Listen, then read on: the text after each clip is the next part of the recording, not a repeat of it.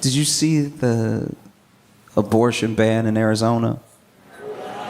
Yeah, it's pretty crazy because, in case you haven't seen, the state Supreme Court, I believe, reinstated an 1864 law that bans abortion across the board, no exceptions, right? And people are, obviously protesting. People are going back and forth online and everything. And I've been thinking about it a lot because I'm thinking about it from the perspective of someone who will never need one himself.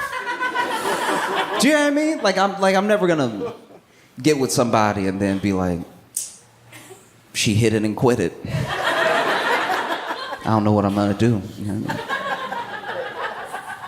And so I was thinking about it because it's in Arizona, but Arizona wasn't even actually a state when this law went into effect. Like Arizona didn't become a state till 1912. Arizona wasn't born yet.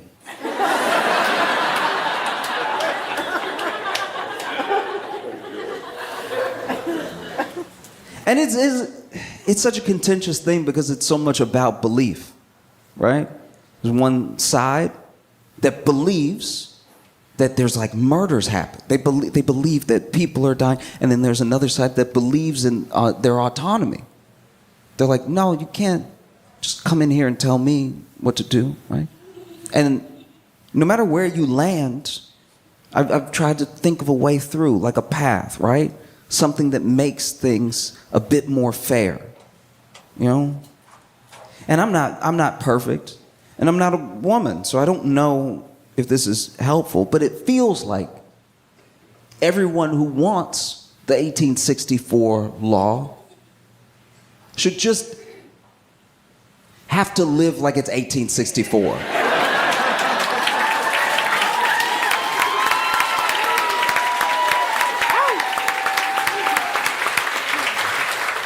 Because technically they shouldn't mind anyway. We're bringing back the laws, why not the lifestyle?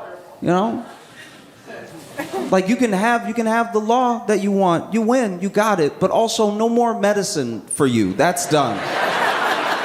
Guys, flush those down the toilet. And when you do, enjoy that last flush, because toilets are also off. Those are done too. Yeah. I don't know. Feels like we're leveling the stakes a little bit, Some of these people that want these laws, it's not actually gonna affect them. So you have to bring them in, give them some skin in the game, right? If it's 1864, oof. One bad taco.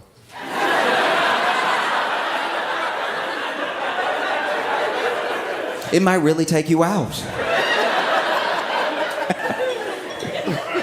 Yeah. Oh. I just want a good doctor. I live in New York, and you think there'd be one, but I don't know. I just want to have a good doctor I can depend on and go to a lot. Because I was going to this one doctor just for a checkup, right? Just a physical, because I hadn't gone to a doctor in a year and a half. I've been blessed enough to not have more than a cold, so I just wasn't going to the doctor. And I finally went, and he had the popsicle stick. And he was like, go ah. And I was like, ah. And he's like, no, ah. I'm like, ah. And he's like, no, ah. And I was like, ah. And he's putting the popsicle stick in my mouth. He's like, no, go ah. And I'm like, ah. And he's like, deeper. I was like, don't say that to me. Not for this.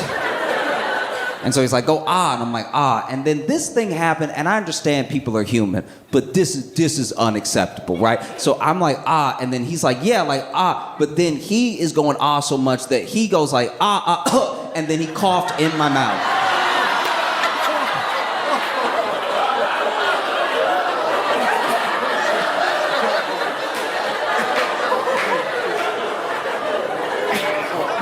And I understand that we all human and everything. We all make mistakes, but this is half off now. You can't. You know what I mean? You're not just gonna charge my full insurance, because now I got what you got.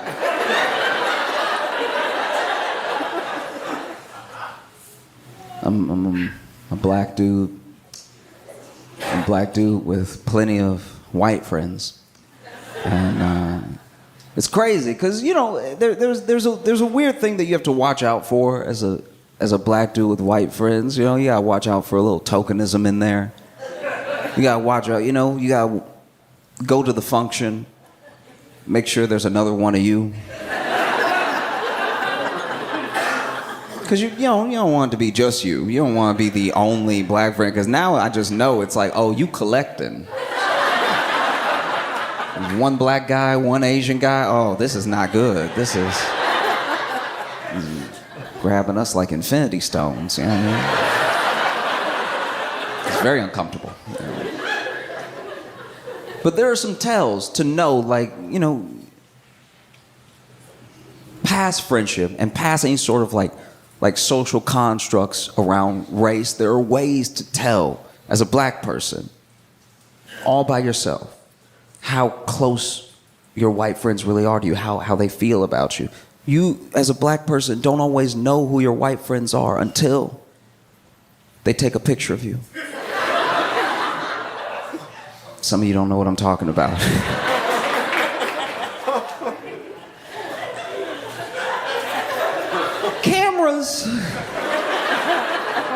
Cameras weren't necessarily made with melanin in mind.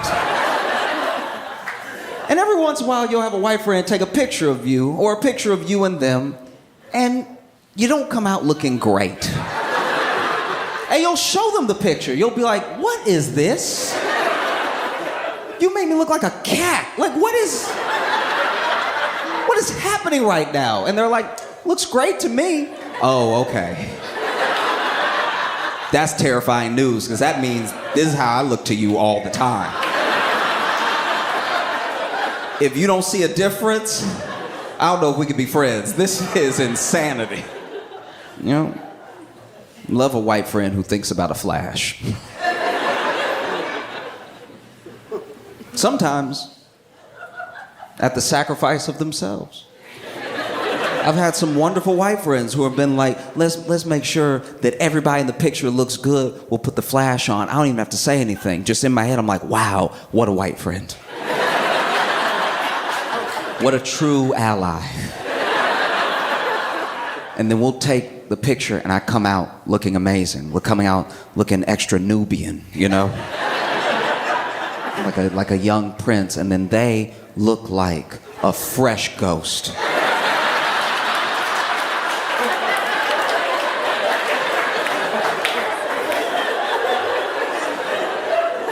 And this is where hypocrisy comes into play. This is where everyone can be a little racist, because I'll see the picture and I'll be like, I don't really see a problem here at all. You look great to me. I'll be vulnerable for a second. Tell you, I'm lucky to be staying in a very nice hotel this time, right? But I did a show in Detroit back in the day, and every time I do a show in Detroit, I don't really get a good hotel. I don't know if Detroit doesn't have them, but even when I stay at a different place, I'm having the same experience. And basically, I got some food, was going to my hotel room. I was eating the food in my hotel room and proceeded to get food poisoning in the hotel room, right? So I'm very sick. I'm feeling horrible. And I'm feeling horrible quickly, which means this could be death. You know what I mean? Usually, even as poison, it sits for a second. It decides to stretch before it poisons, right? Like, try some, let me get my, you know? But this poison went right to work. And so I ran to the bathroom and was in the bathroom for what had to be like 45 minutes, right? Like, I say that because I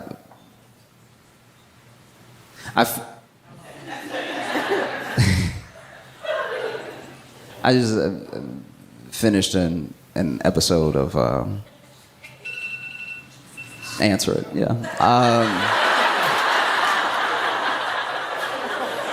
I say that because I finished an episode of Love is Blind, and I think that's around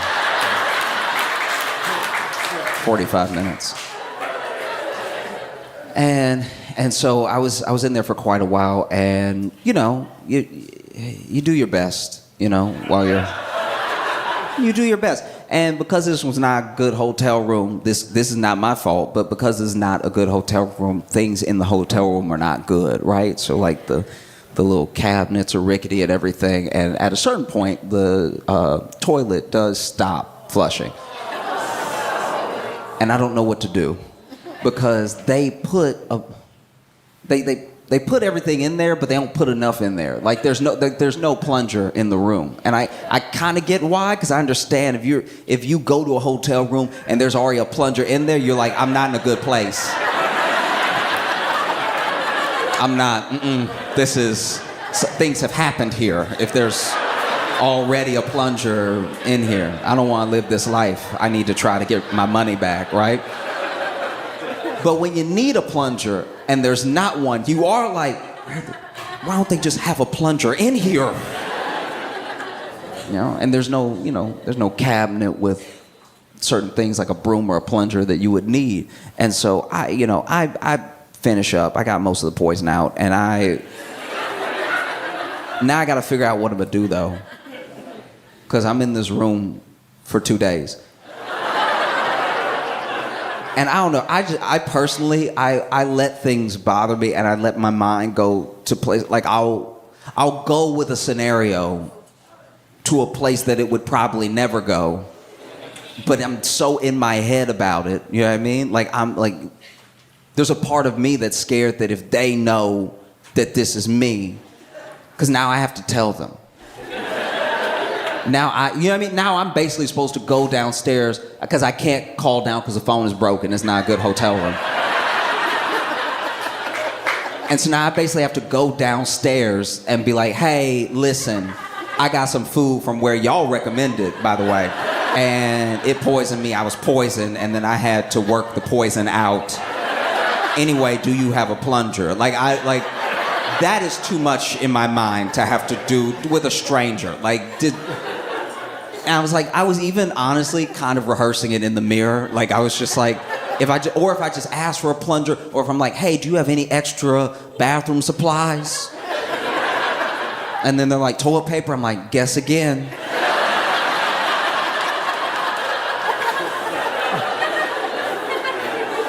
Like I don't know what to do next, but I'm panicking, and sometimes I really do. I don't let people see it, but sometimes I really work myself into a frenzy. And so I was like practicing in the mirror what I might say, and then I was like, no, because then even if I plunge it myself, I don't even want them to come in, because then they'll think of me like that. I can't leave a tip big enough for. I also can't leave a tip big enough because I don't have the money to stay in a nicer place. So we are all meeting on the level right now, right? And so I'm like, I'll plunge it myself, but then if I plunge it, then where do I put the plunge?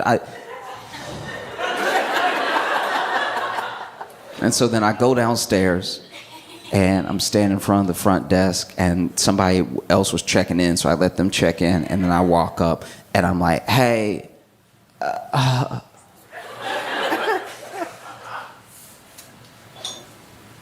think my room got broken into.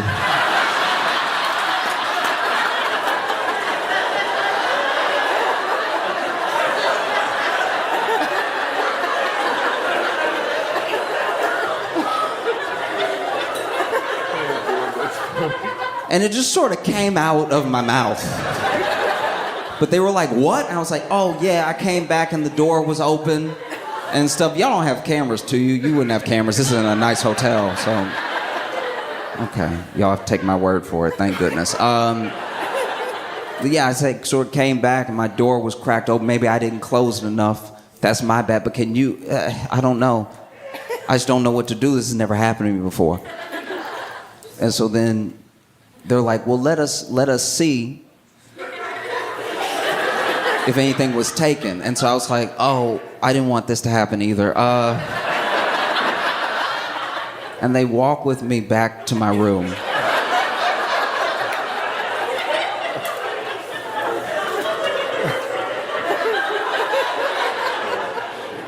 And so I open the door, and the bathroom door is closed. I had to close it. Even for me, it smells like poison in there. And so the bathroom door is closed, so that we're walking around the room. Now, I have been quite messy, so it does look a little robbed in there, which is very convenient for the lie I just told. Like, there's, you know what I mean? There's just, the bag is open and it's upside down. I did that. Like, I just got frustrated. I couldn't find my fidget spinner, and so I was like, But then I'm looking around, and they're looking around. They're like, do you see anything missing? I'm like, no, not really. And then I slip back behind them while they're looking around. And they're like, yeah, it doesn't look like they kicked the door open or anything. And then I open the bathroom door. I'm like, oh!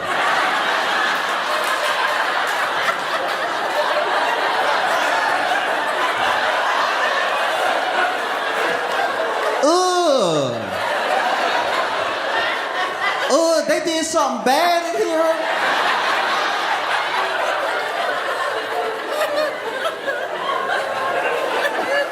here. Y'all need to up security. Y'all.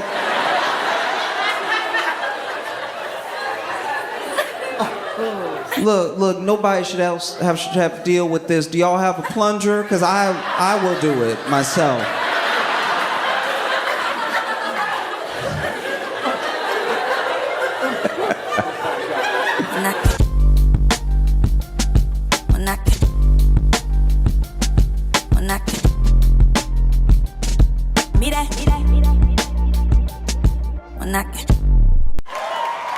You know him from The Daily Show. You know him from his weekly sets on YouTube. Please make a bunch of noise right now for my friend Josh Johnson!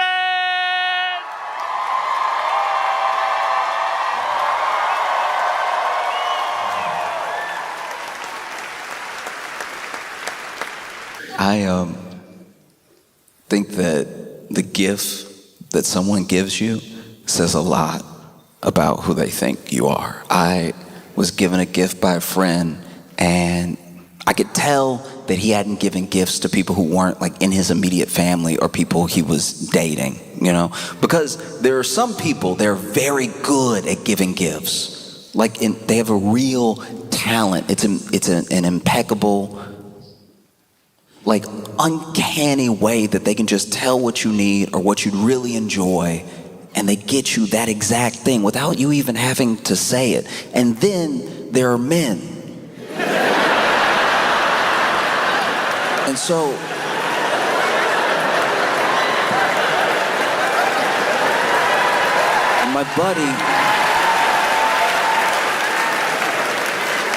my buddy got me a gift. Usually when you give someone a gift, they're like family or it's a special occasion. You know you're gonna have to get them a gift, right? It's rare, especially as you get older, to make a friend and become close enough that you need to get them a gift. That's like a barrier that some people just don't. Like if you're a coworker and y'all have been hanging out outside of work and everything, and then Christmas comes around, you're like, you know what? Let me get my coworker, let me get my buddy a Christmas gift. You don't have to. They may not be expecting it, but someone has to like make that jump first. And my friend got me a gift, and you could tell I was the first person outside of like family or a girlfriend that he had to get a gift for, because he got me socks. And when I say socks, understand, I mean a pair.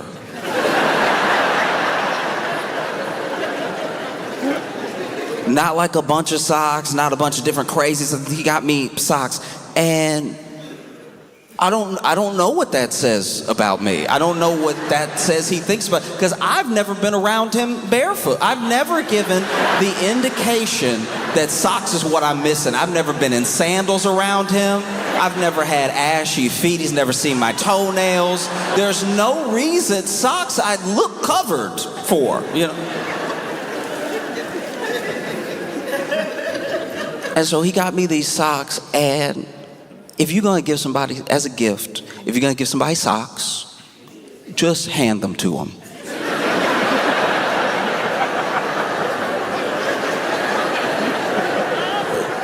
This man put the socks in a bag that was nicer than the socks. The bag was very nice.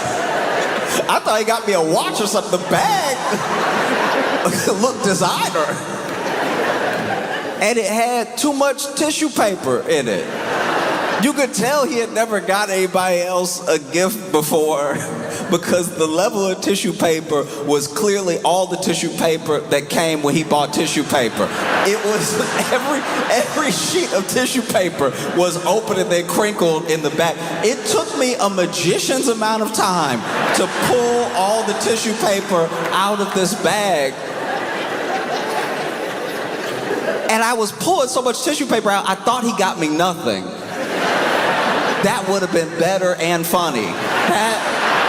That would have been dope if at the end I pull out tissue paper and he's like, ah, you know what I mean? Instead, I pull out the last piece of tissue paper and at the bottom, flat, is socks.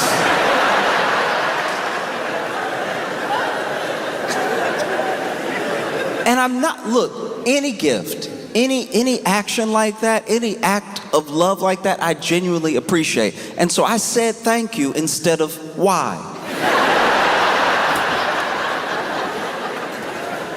I could have said why.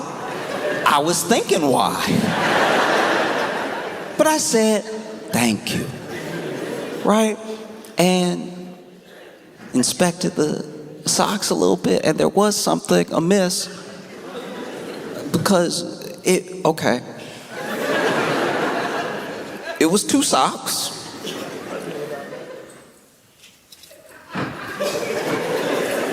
But one sock had an R on it.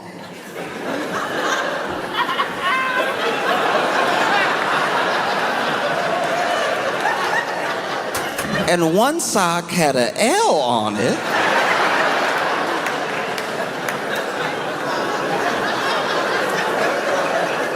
And these, for the final time, weren't novelty socks. They weren't like a cool designer thing. The R and the L looked written. So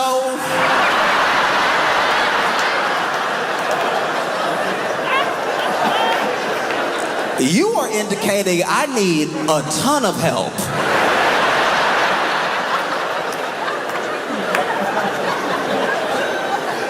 I don't know what I have done or said around this man to be given a sock with an R on it and a sock with an L on it, because when they make socks, they leave it up to you.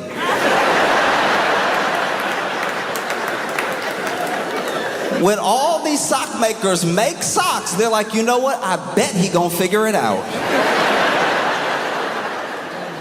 You know, I don't even think you could do it wrong unless you put 2 on 1.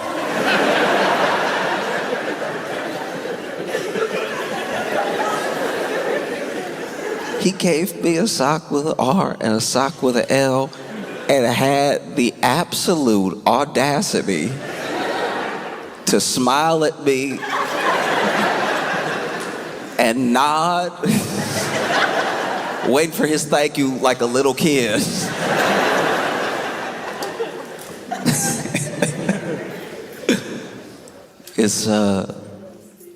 It's wedding season, and I've been to a ton of weddings. In my life, I've been to a lot of weddings. A lot of people that I know love people. And I will say, outside, the only like good weddings I've been to are my girlfriend's friends and some of my family. Anytime it's my friend getting married, it is a disaster in one way or another. Weddings already make me nervous. Weddings make me very, very nervous sometimes because I want everything to go well for them. You know, I get nervous for the bride and the groom. Not even that I think that they're gonna mess up, they're gonna do anything. I just want it to be, you spend so much money on a day like this. You want it to be perfect, you know? And it's 2 people that love each other, that made a moment for everyone that they love to be there together. I want it to go perfect for them. And I've been to plenty of beautiful weddings, truly amazing weddings. But there are a few aspects of every wedding where things could go wrong. You know, this is where you're starting to spin some plates, make sure everything's on the ceremony, right? A lot of people do the ceremony different by culture, sometimes just different by personality. So there's a lot of different things in there that you have to be on top of. Do you have a wedding planner? Do you not have a wedding planner? Whatever it is, there's so many details, you know? Vows. There was okay. I think it's beautiful when people write their own vows. I do. I think it's very sweet because it's very easy to go up there, you know, and just do what you're quote unquote supposed to do. I'm not saying there's any right or wrong way to do it, but people clearly put some specific thought into what they wanted to say. And I think that for them, that's amazing, you know, because every relationship is different. Some people need to say some extra stuff on top of the baseline stuff.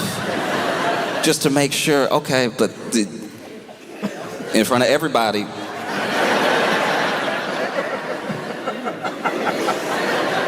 God.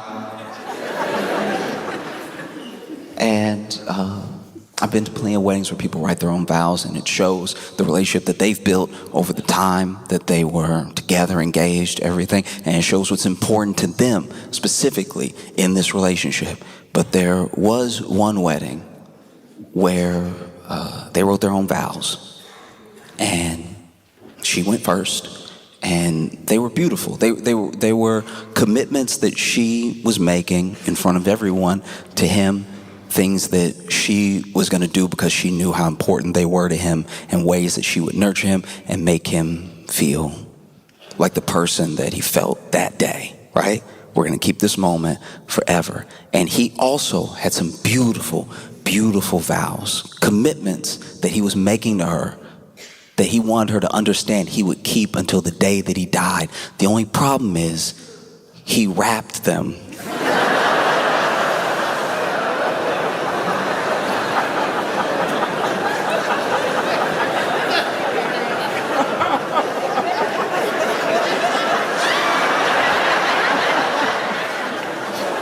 This man wrapped the vows and didn't tell anybody he was gonna do it. This man wrapped the vows, and even the pastor was like,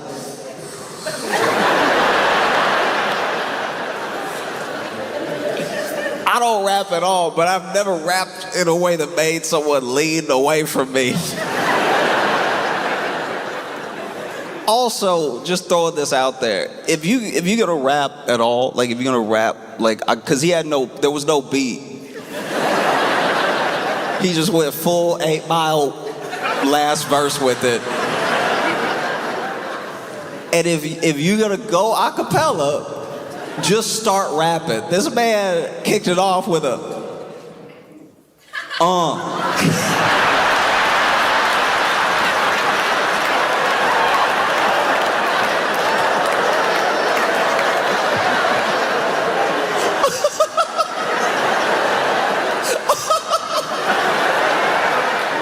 Dude, if your vows start with there's just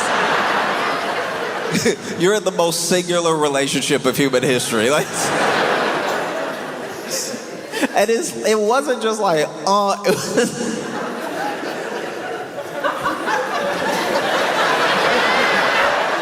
never start rapping like you about to double dutch.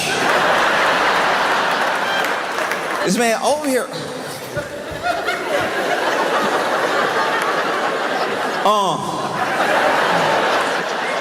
You could tell she wanted to be like, what's happening?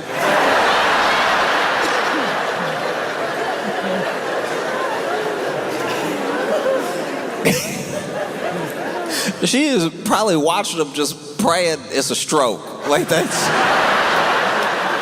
A stroke would at least mean everybody gonna feel bad for you. We can come back later, do this whole thing again. This man over here...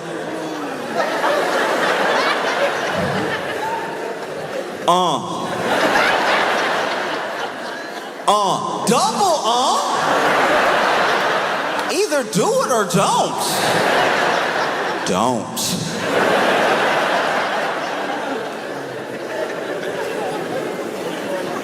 This man rapped his vows, and they were a couple pages long.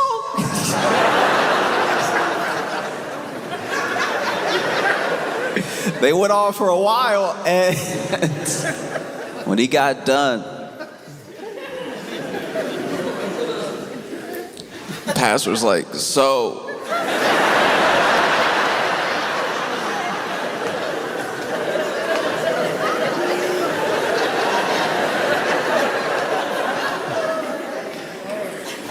do you take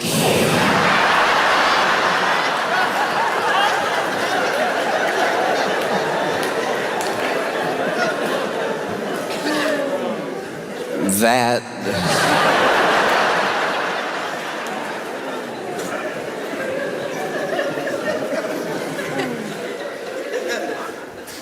and she said no.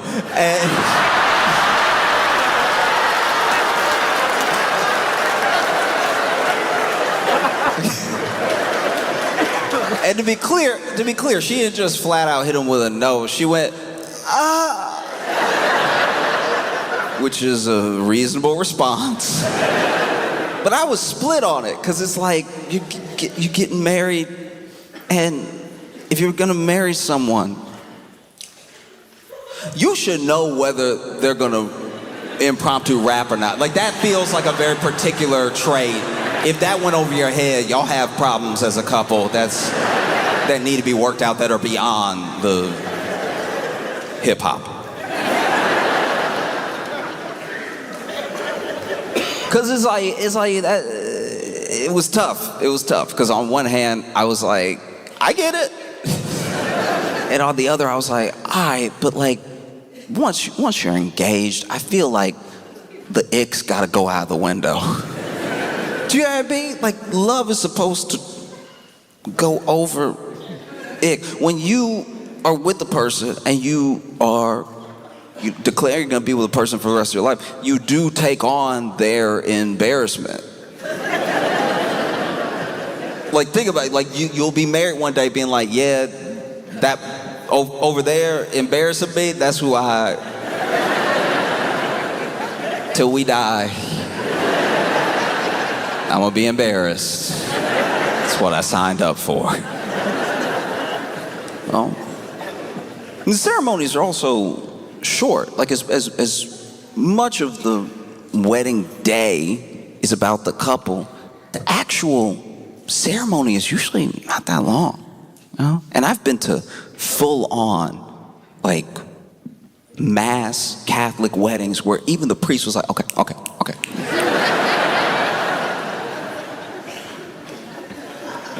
But there's just so many different things that could go off the rails, you know? There's that moment in a lot of weddings, especially when you do the traditional vows, traditional reading and everything, where they say, if anyone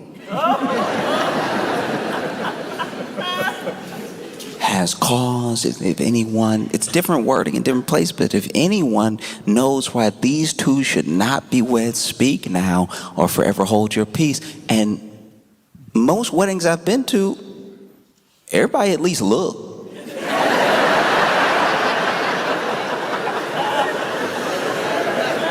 I'm not saying they look because they don't believe in the couple. I think they look to see if there's drama is about to occur. You don't want somebody to stand up and then you got to turn around all late and stuff. You know, you just give it a quick little, just dignified, sophisticated, quick little I, okay, all right. You don't turn all the way around.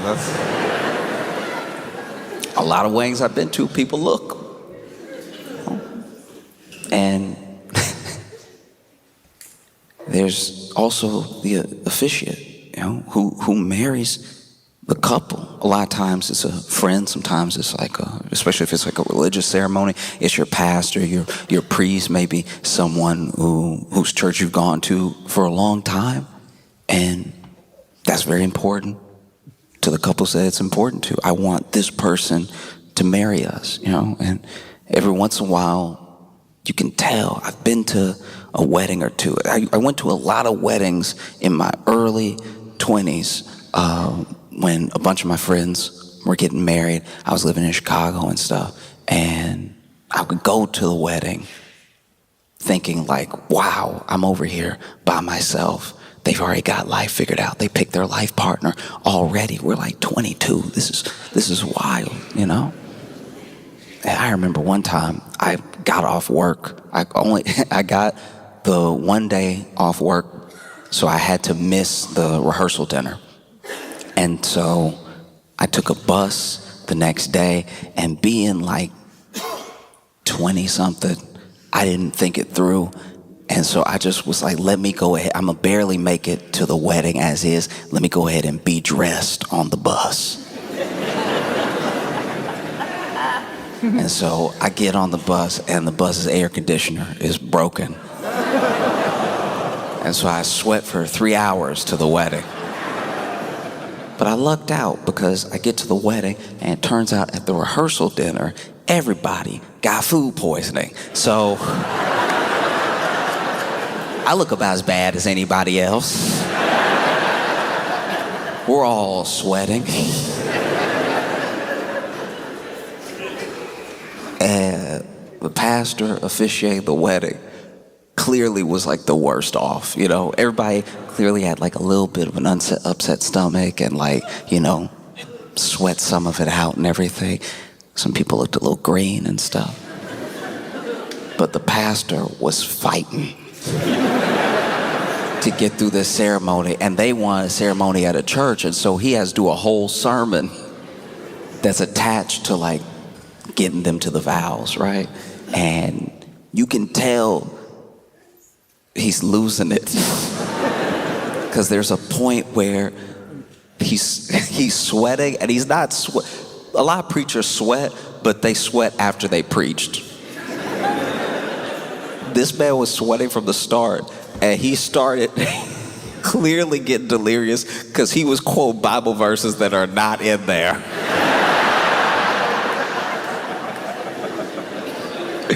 He's over here talking about like the 5th book of Corinthians, and I'm like, nah, dog. I think you seeing double. I think you seeing extra Roman numerals in that Bible. You need to sit down and deliver some of this sermon. And every once in a while you could tell he was like feeling himself like he was breaking it for a second. And he'd be like, because God. And then anytime he tried to get like real preacher with it, you could tell he was like, uh-oh.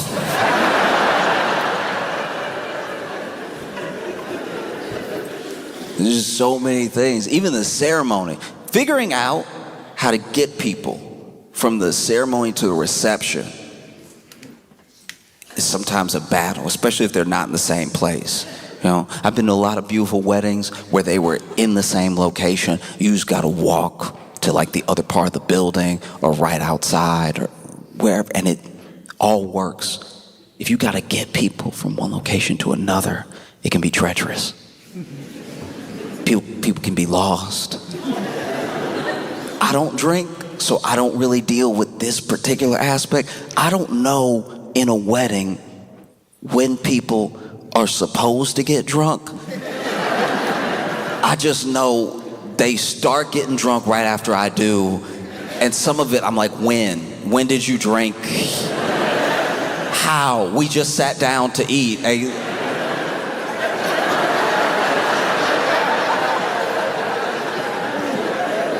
How? And there's the dancing. The dance, one of my favorite things, okay, I've been invited to a lot of my white friends' weddings, and what I love, one of my favorite things in the world is the moment that you can tell they're about to break it down. The absolute moment that they have locked in, and I don't know if it's the liquor, the song, I don't know what it is, but they're like, I don't care who's looking, I don't care who I came here with, I'm about to express myself.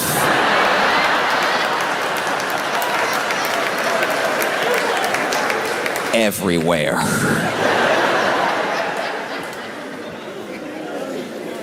And what I love about it is a thing that I noticed, once again, in my 20s, going to some of my friends' weddings from back in Louisiana and stuff. There's a face. There's a face that a white dude makes right before he breaks it down. And I would be lying if I said it's not the identical face a white dude has before he says the most racist thing you've ever heard. And they are so exactly the same. It's that full upside down smile, that full like.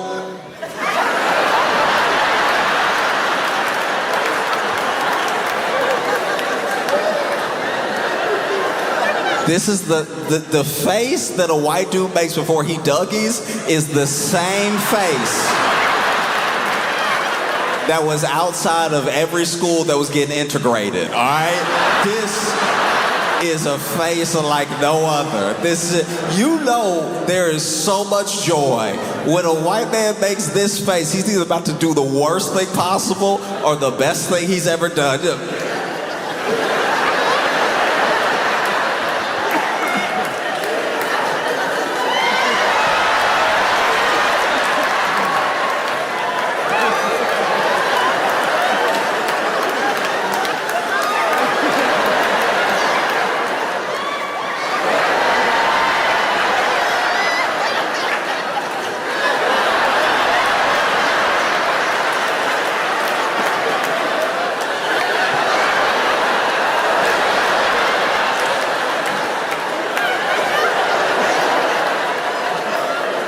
I am telling you, it is one of the most spectacular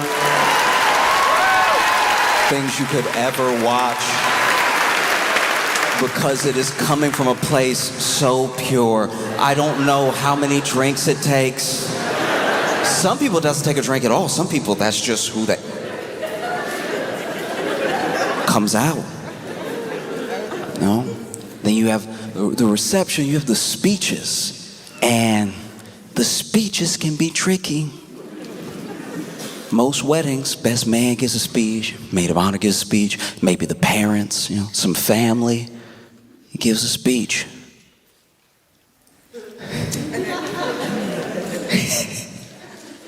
And I don't know, if you're gonna give a speech, because this is hard. Like a wedding speech is intimidating because it's like everything wrapped into one. Everything that scares people about public speaking wrapped into one thing. You have to be kind of funny, you have to be heartfelt, you have to be moving, you have to really make people remember the speech, at least in your head. You gotta do all this in a matter of a couple minutes because you don't want it to be too long, and you don't want to bust out crying and not be able to continue because then people will be like, what's going on? And so it's tough. I still remember, okay, it was a wedding where the best man, got a little drunk, so already the speech is gonna tilt. It's not gonna be its best.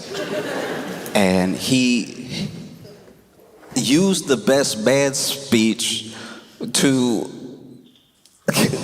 pretty much profess his love for the groom, right?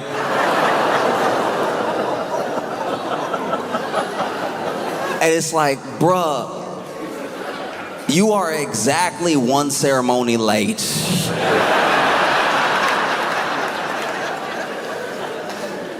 When they ask if anyone has any reason that these two should not be wed, it was kinda in case this happens. It was speak now or forever don't. Dude stand up there, so me and Chet are boys. I mean, we boys, we always been boys. Chet's boys. And then Alyssa came, Alyssa came along and ruined it.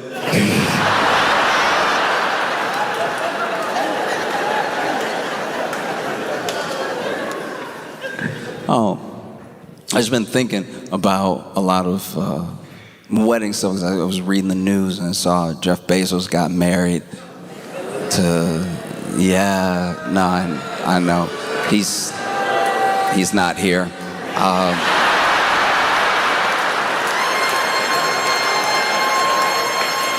But like, this is the thing. He got married in Venice, and it was supposed to be, I believe, at least at the city center, until everyone protested, and then they had to move it because, you know, the people in Venice were like, why would we let you do this in our face? Like, if you do this, it will be in the water. And the people from Venice had a point. They were furious because they were like, first of all, the climate change, because they take climate change more seriously than some people believe.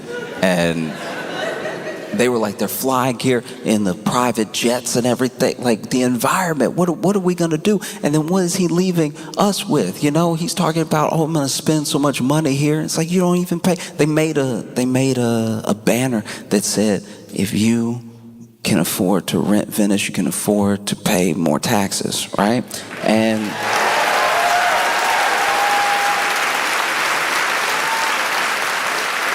And even more so than the sentiment of like the big banner was just that they used a really bad picture of him.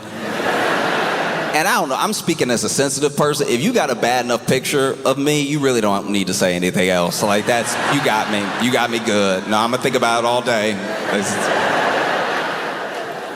Because apparently he spent $50 million on the wedding. $50 million. How do you even get to 50 for a wedding? 3 days, 50 million. You gotta leave something for the divorce.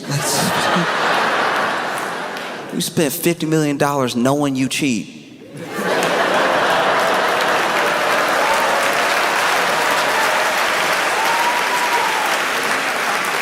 Oh, that's crazy. No, just saying. Thought you were a businessman.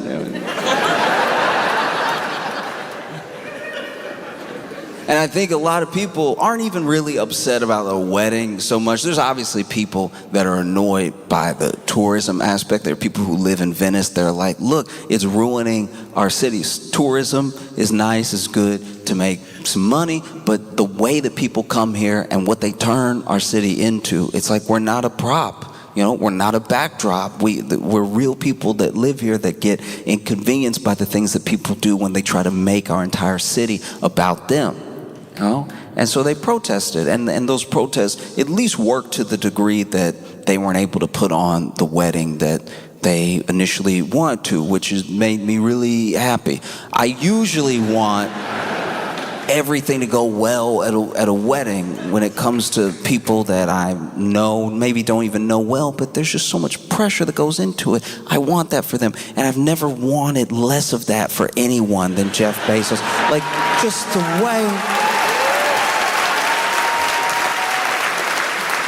the way that Jeff moves, I was just waiting. I just want so many things to go wrong. Just little things. They had to get on boats to get to other boats. They had to get on a little boat to get to the yacht. I'm like, just fall through the gap. Like, just... That would be nice if he fell through the gap and he's all... You know, and then pull him out of the water by his head so it's slippery, so it takes a while. You know what I mean? No, that would be fire, you know? Or if like the DJ played REM, you know? I just wanted one speech to just like ruin it, you know what I mean? Like one speech to be like, as everybody, hey, it's me and Jeff are boys. Me and Jeff are boys, we've always been boys, you know what I'm saying? It's like, and then Lauren came and ruined it. You know what I mean? Like, you know, me and Jeff killed somebody together. Like, that's...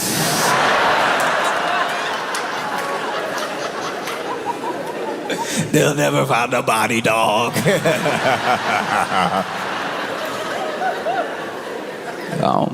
There's just so many things that can go wrong. I hope something did. No. I know it's not nice, but neither is he. You know, it's like at a certain point,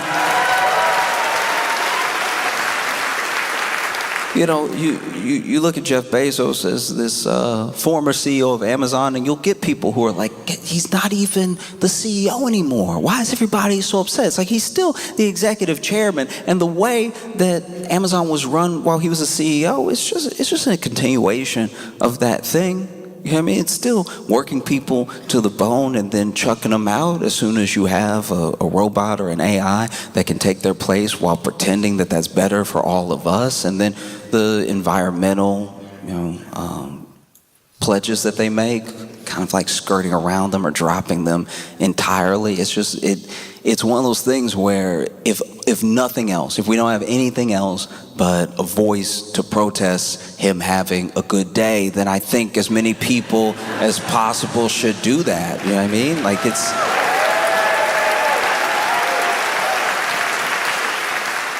and I've just never seen that before. I mean, I've known people who got married and knew that their in-laws didn't like them. I've never seen a protest.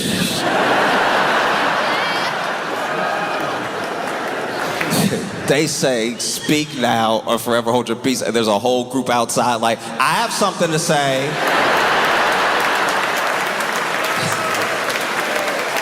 If anyone knows why these two should not be wed, speak now. I do. And I don't know. I mean, I look at Jeff Bezos and Lauren Sanchez. I don't know them as people, and I don't know what their relationship is like. But I hope it's fraught. Like, I hope that it's. No, I hope. Look, I hope that they argue a lot.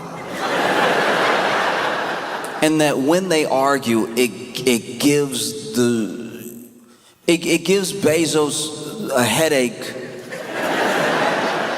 that is at least equal to like an Amazon worker who's had a box fall on their head. You know what I mean? Like if there's just any source of balance in the universe, they will be as much of a headache to each other as they are an impact on the world. And I know that probably won't happen, but we can dream. You know what I mean? Like, I do wonder what their vows were like, genuinely. It's like, I promise to always have money. I don't know. Second wedding, too. You know, his first wife, Mackenzie, definitely, at least in the public sphere, like won the divorce because people like her. Do you know what I mean? Like, she became a billion when her and Jeff split. She was like a billion, and then he was number one, and then he went to like 3, and then I think she was like 2. I don't know. I don't think that you are a bad person if you're a billionaire. Just probably, just more than likely, because the only ethical way to become a billionaire seems to be to divorce one. You know.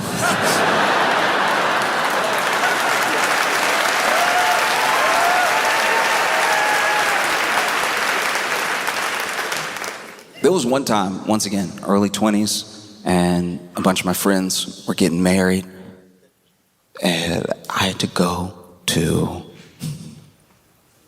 3 weddings in about 5 days. Yeah, and so luckily I could afford to take a train and then fly, take a train, everything, and I don't know. I was young, so I wasn't doing the best planning at all. And sure enough, it comes time for me to head out, and I am about to be late. I stuff everything into a suitcase, and I head there. I got one wedding suit because these friends don't know each other, so they're not gonna know. You know what I mean? I'm gonna show up looking sharp to each one. It's like, Josh, you really did? I'm like, yeah, I did. Go to the first wedding, phenomenal. It's very sweet. It's like intimate ceremony and everything. And next day, I get there early. Second wedding, beautiful, like phenomenal, much bigger, right? And then I get down to the third wedding, and I realize that in my haste, not preparing, I didn't really pack well. I have my one suit. I've got like some shirts that I can wear and everything. I'm trying to figure out a place to do laundry, and there's nowhere nearby. And my suit is like clean because I'm not a dancer. So I haven't like sweated out, you know what I mean? It's been a lot of like, nice to meet you, yes. Take off the jacket immediately, make sure that doesn't get musty, change the dress shirt underneath, and sure enough, third wedding. The clothes I had were the last clothes. That like literally the suit was the last clean thing that I had left, so I was like, all right, I'm coming in clutch, right? And go to the wedding, beautiful ceremony. And then we get to the reception, some speeches, very sweet. Only a little bit like, I just love you. And then it's time to dance, and I'm not really a dancer, but there was a guy, he was the uncle of the groom. He's trying to get everybody to dance because he is a true believer that it's bad luck if everybody doesn't dance at the wedding, even just a little jiggle. So he's getting people up. He's like pulling people to the dance floor. He pulls me. Now, I'm not a dancer, all right? I got a little bit of movement along the same plane. So you'll see me here, and then you'll see me here. And there might potentially be a snap in between. It will not be on beat. It'll be more emotive. But I'll be here, and I'll be here, and I'll be here, and I'll be here. And that was not enough for Uncle Willis, all right? Uncle Willis is over here. Come on, young blood, come on. This is what you gotta keep in mind when you cheer somebody on. Whenever you try to hype somebody up, be sure they can do whatever you're trying to get them to do. I can't stand when people try to act like this is the moment in the movie right now where you're gonna hit the beats you've never hit before. Come on, young bloods. I'm moving. And I don't know what to do because I'm not a dancer, and neither is he. You know, neither is he. Even him calling me young blood was like really weird. I don't know this guy at all, but he is like adamant that I can do more. And so he starts dancing with just me. And he's like, come on, get some rhythm into it, right? And I can tell he's too far gone for me to like not acquiesce because it's starting. Like as he says, get some rhythm into it.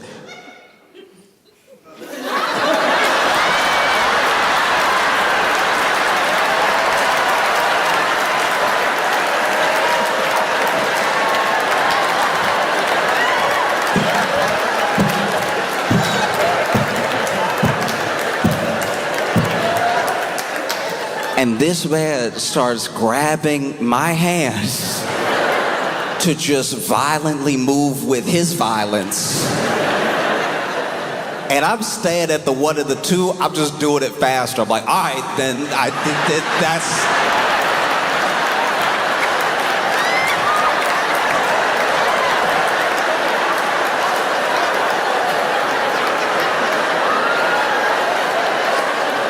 He's like, use your arms. I'm like, oh.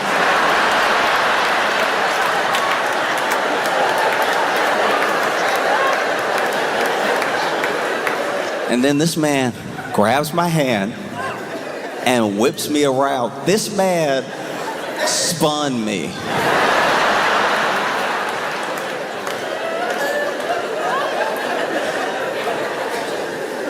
Nah, dog. And he spun me when I was mid-stride. And so as he spun me, I rolled my ankle, right? And so I rolled my ankle, and it doesn't just hurt like I fell from standing up. It hurts a lot more. It's weird. It hurts so much. It hurts like I fell out of the sky.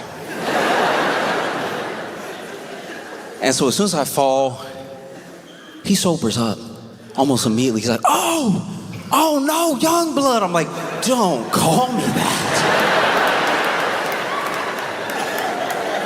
Where did you learn that?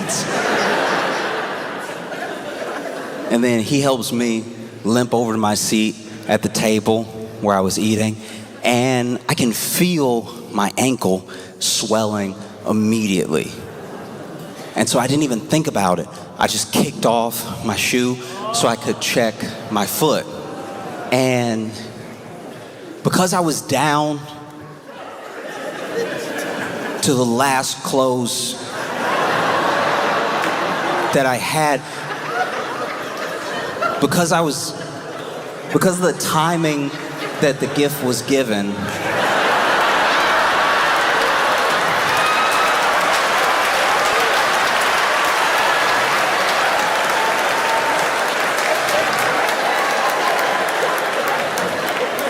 I just popped off my shoe, and he saw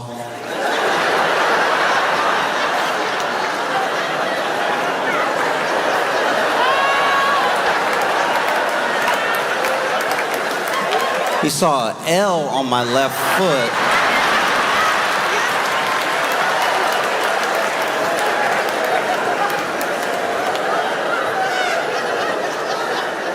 And he didn't say anything, but I saw him see it. And none of the other groomsmen said anything. But for the rest of the reception, they were all very nice to me.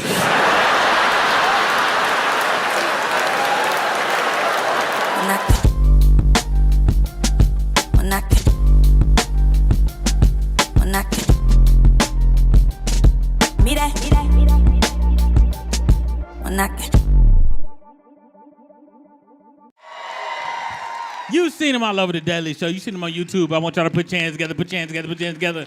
Give it up for Josh Johnson.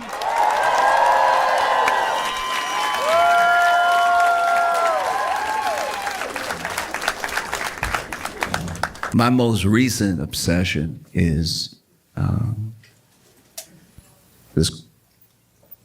this court case, this lawsuit against Cardi B.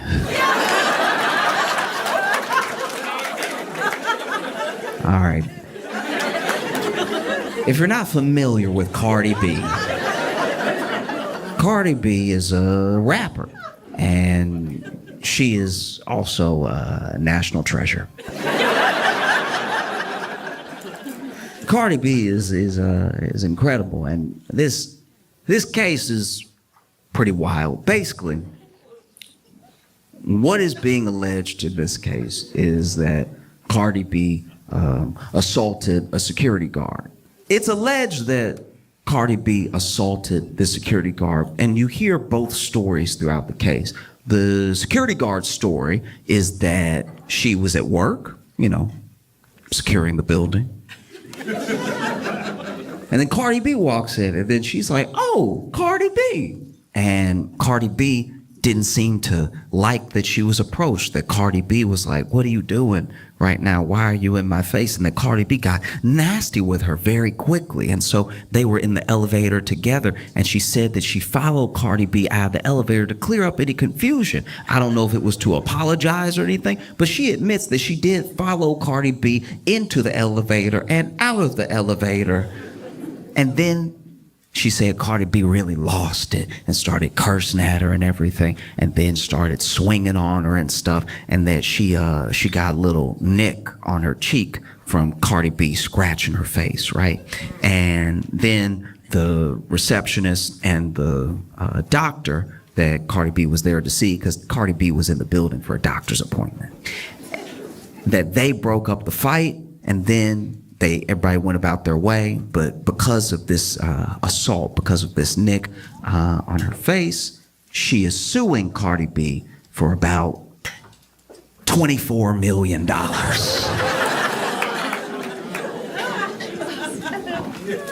I'll tell you right now, for $24 million, Cardi B could cut up my whole leg, okay? If Cardi B chopped up my leg and gave it back to me in a bucket, I would be like, you'll be hearing from my lawyer.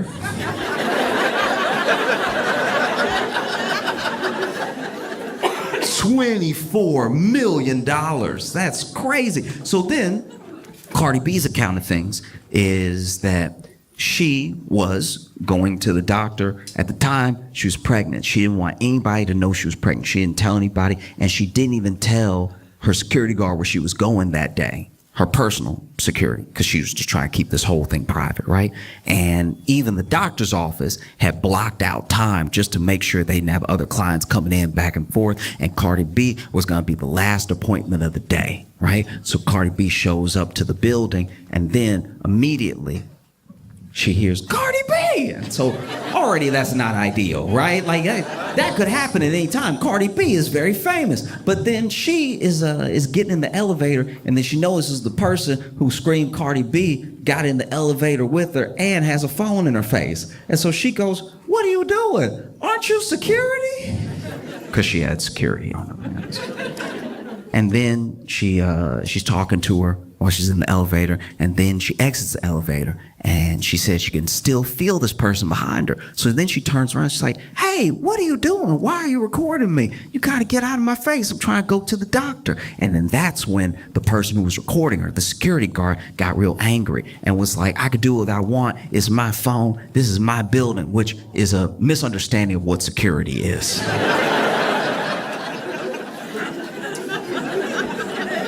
If that really was said, oof. I've never met a security guard who thought they were clocking in to own the building for a little while.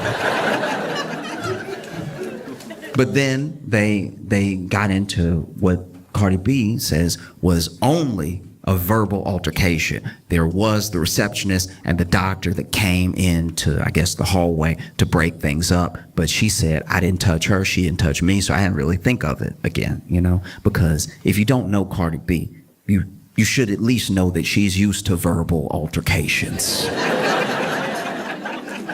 I'm sure they don't stick with her. She was on Love and Hip Hop. And so then she just sort of goes about her life, and then she gets hit with this $24 million lawsuit. This whole thing, to me, just my opinion, but this whole thing feels like when that dude tried to sue Gwyneth Paltrow for millions. Remember that dude, Gwyneth Paltrow, if you aren't familiar with this, basically Gwyneth Paltrow went skiing one time, and then this other dude went skiing, and I don't know exactly how it went down, but I guess they bumped into each other at some point, and then the guy got up and he was like, "Wow, you're Gwyneth Paltrow."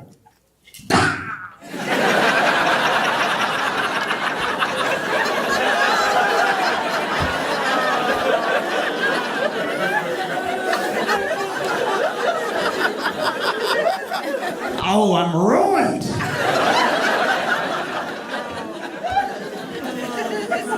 No, because this is the thing. Coming after Cardi B seems like kind of easy in a lawsuit like this, just because she was on shows like Love and Hip Hop, and in Love and Hip Hop, there's a lot of this. In Love and Hip Hop, whether you're watching Atlanta, Hollywood, New York, there's a lot of almost fights.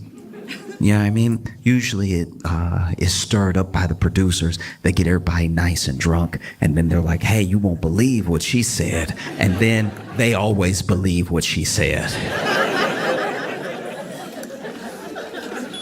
And so, you know, Cardi B's been known to pretty much never back down. In fact, there was this old case. I don't think anything ever came to it in like a court sense, but Cardi B was doing I think it was a festival, could have been a concert, and somebody threw something on stage. You know, somebody threw like a water bottle. And this has happened a lot in like the past. I don't know, people lost their minds through COVID and everything, and now people sometimes even film themselves throwing something on stage. I don't know if it's like to get a reaction out of the performer, and every performer has a different reaction to it. There are some people who, as soon as something gets thrown, they walk off stage, show's over, and they don't even try to continue. There are some people that try to dodge it, act like it didn't happen. There are some people that try to dodge it and then try to find the person who did it and get security to kick them out and everything. Well, basically, there was a time where someone threw a water bottle at Cardi B, and I believe she dodged it, but she must have seen who did it, because she immediately threw the microphone at them.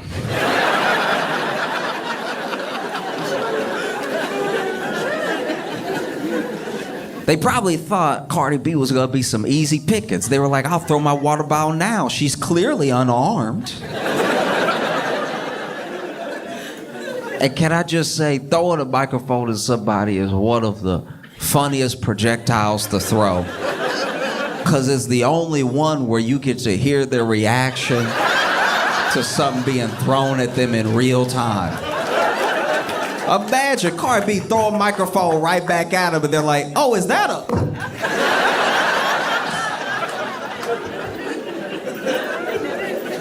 Last thing the crowd hears before the show ends is, whoa, watch out!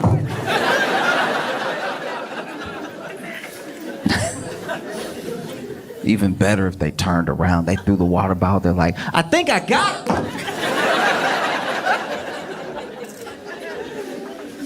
And so, well, they had this court case, and I don't know. Cardi B better than me. If I were me, I'd be losing my mind right now. $24 million for. That's what she's alleging. Like, the security guard is alleging $24 million. I don't even think I got $24 million worth of head. I think even if I was in a horrific accident, I'd probably only get like 10, maybe. And that's with half the head missing. $24 million just feels insane. And so, you know, they go to court, and Cardi B's got a lawyer, security guard's got a lawyer, and security guard's lawyer does seem bad at this. I don't know the law. I'm not a lawyer. I don't even know some of the stuff they're saying. When they get into like the real nitty-gritty, like the weedsiness of the law, I don't know what's happening, right? All I know from all my hours of watching Law and Order is that if you're a lawyer and you're talking in court, you're talking, right? And then the other side keeps saying objection, and then the judge keeps saying sustain, you're not exactly doing well. And that's what's been happening this entire trial. The judge basically sustaining the whole thing. Like, this lawyer for the security guard keep withdrawing his own questions mid-question because he can feel a sustain coming. And like, some of the questions don't have anything to do with anything.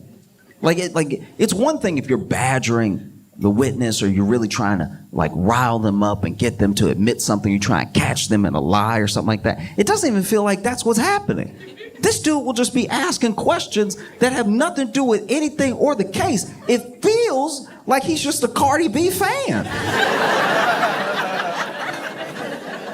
The amount of times that Cardi B's lawyers have had to say objection, relevance, is astounding. He's asking her all sorts of questions. At one point, though, he gets back on track and he asks Cardi B, you're saying that you felt threatened by my client. The security guard says, client, you saying you feel threatened by my client. I'm wondering why you feel so threatened. What was the issue? What was the issue? And then Cardi B says, I was pregnant and she's coming at me. I think she wants to beat me up and I'm pregnant. Hello? Hello? And then he goes, hello, hello.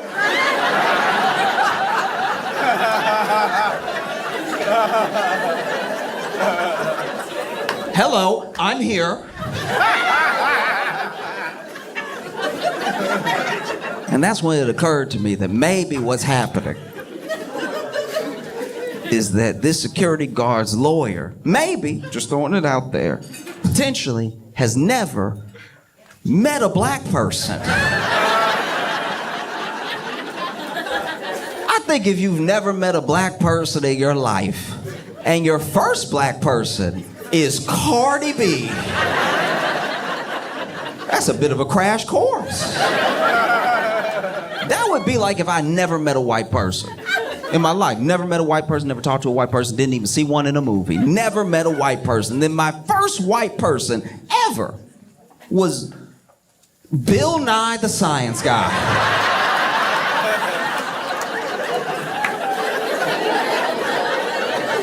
I think I might be walking away with some incorrect assumptions about white people. I think I go back home and tell all my friends and family, oh yeah, white people, they love space. No, they got a bunch of facts about turtles ready at the hip. Oh, and they love bow ties. Can't stop them from wearing a bow tie.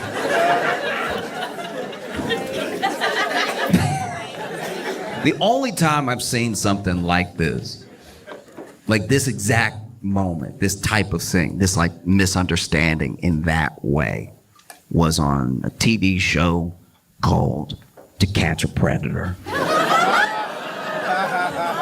Okay, I don't know if you remember To Catch a Predator, but in case you never watched it, this was some insane reality TV. Basically, To Catch a Predator, they did just that. They would lure and then trap predators online who thought they were talking to underage kids, right? And they would have all these long conversations with them, and then they try to meet up with them. But when they tried to meet up with them, they would go to like the Sting house, right? And at this house, they would show up thinking they're meeting this underage person. Turns out they're meeting Chris Hansen.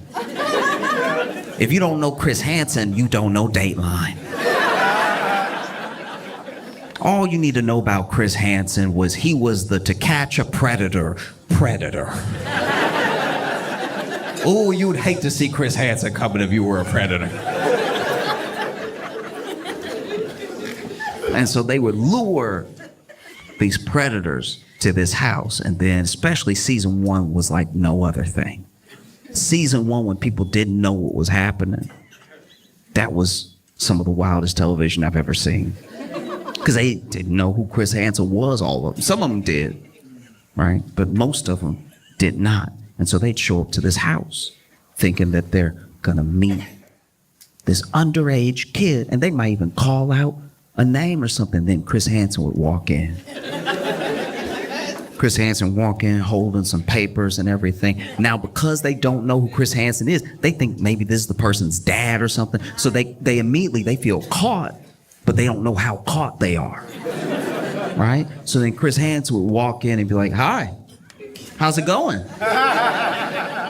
And then he'd tell them to sit down, and they always sat down. Chris Hansen would sit them down, and then he'd ask them what they were doing here. And they'd try to come up with some sort of lie on the fly or something. And then he would ask them how they know this underage kid, and they'd try to come up with some lie on the fly, something like that. And then Chris Hansen would be like, oh, that's interesting because I have the transcripts of your conversation. And no matter what color they were, you watch the color leave their face. And then Chris Hansen would ask them what they meant by certain things in the transcript of the messages and stuff, and these people would just sink. They was terrified, devastated, right? And then Chris Hansen would be like, okay, all right, you've answered all my questions. You can go. And even the predator would be like, what? Really? Like, yeah, you can go. You can go. And they'd be like, oh, okay. I mean, I thought my life was ruined or something. All right. And then they would get ready to walk out. And when they walked out, they were immediately tackled by the local police department. And not just tackled, like properly football tackled. This would have been unnecessary roughness in the NFL. This is the only time nobody's gonna take you to task over police brutality. You know what I mean? Because the police, to their credit, they would announce themselves and say, get on the ground. They were just saying, get on the ground when they were already airborne. Like, police would be in the air, legs up, get on the ground. It's like, you know your shoulder about to be in his neck. They would tackle him and they cuff him up and then they throw him in the car and they take him to jail, and then in jail they would go to the interrogation room and they'd have to answer all of Chris Hansen's questions all over again. I guess him asking was just practice. You know, and there was this one time where this guy comes in, and I don't remember what season it was, but this guy had a very interesting aesthetic. Like he was white, but he had a very like Vanilla Ice vibe to him. You know what I mean? And so he walked in, but when he walked in, he was like.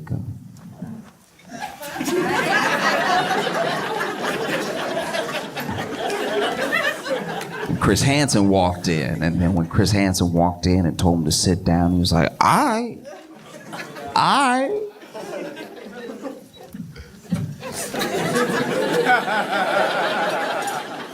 And then Chris Hansen does the thing that he does, asks him why he's there, asks him why he's been talking to this underage kid and everything. And then a thing I forgot to mention before that also happened in all the episodes was when Chris Hansen finally announced himself, where he was like, I'm Chris Hansen with NBC's To Catch a Predator. Cameras would come out from all these different rooms, right? And it was always, without fail, too many cameras. It was always a number of cameras where I'm like, there's no way all those cameras on. There would be people with cameras in the hallway because they couldn't get in the kitchen, just lifting the camera up.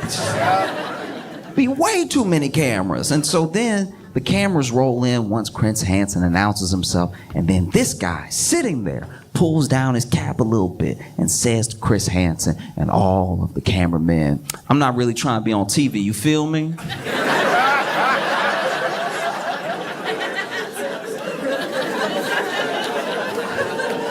Repeats it. I'm not really trying to be on TV, you feel me? You feel me? You feel me? And Chris Hansen, without missing a beat, this man says, I'm not really trying to be on TV, you feel me? And Chris Hansen says, yes, we are filming.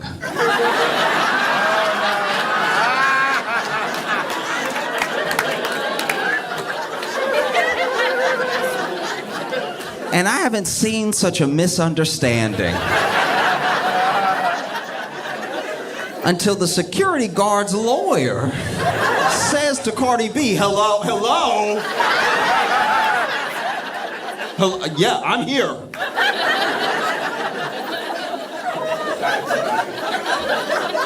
That man lucky. That man lucky. Cardi B at no point in her testimony hit him with a like that. That would have broken his brain. That would have ruined his life. He would have bent his knees. Oh!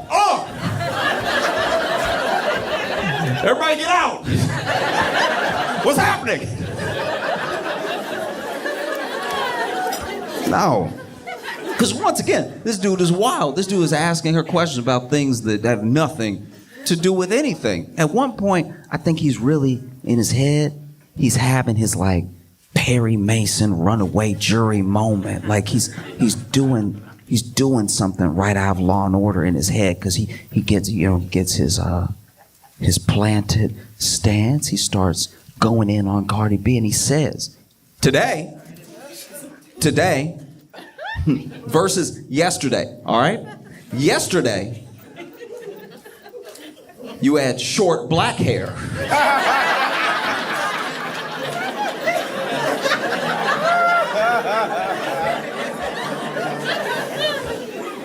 Today, it's long blonde hair.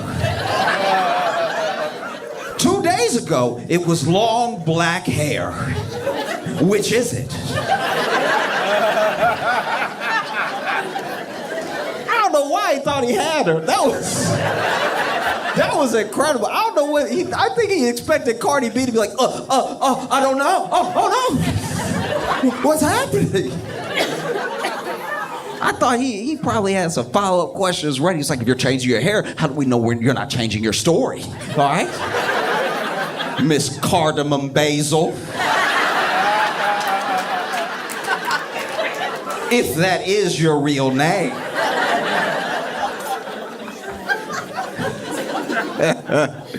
And Cardi B just laughed it off. She was like, they're wigs. Like, what do you want me to do?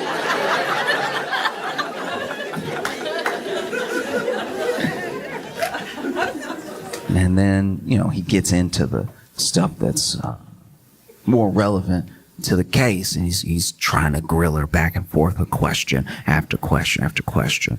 And he finally gets to this point where he's like, why did you feel threatened? She says the pregnancy thing and everything. But he's like, you said yourself that my client is about your height. Why would you be intimidated by her? And then Cardi B goes, yeah, I mean, she's a little bit taller than me, but she's bigger than me and everything. And I don't know what she wants to do. Now it seems like this person wants to beat me up. I don't know. Like, I don't know if they went from wanting a picture to beat me up or just wanted to beat me up and record. I don't know what's happening, right? And so then this guy goes, why are you so intimidated by it? You're saying that she's bigger than you. What makes you say that?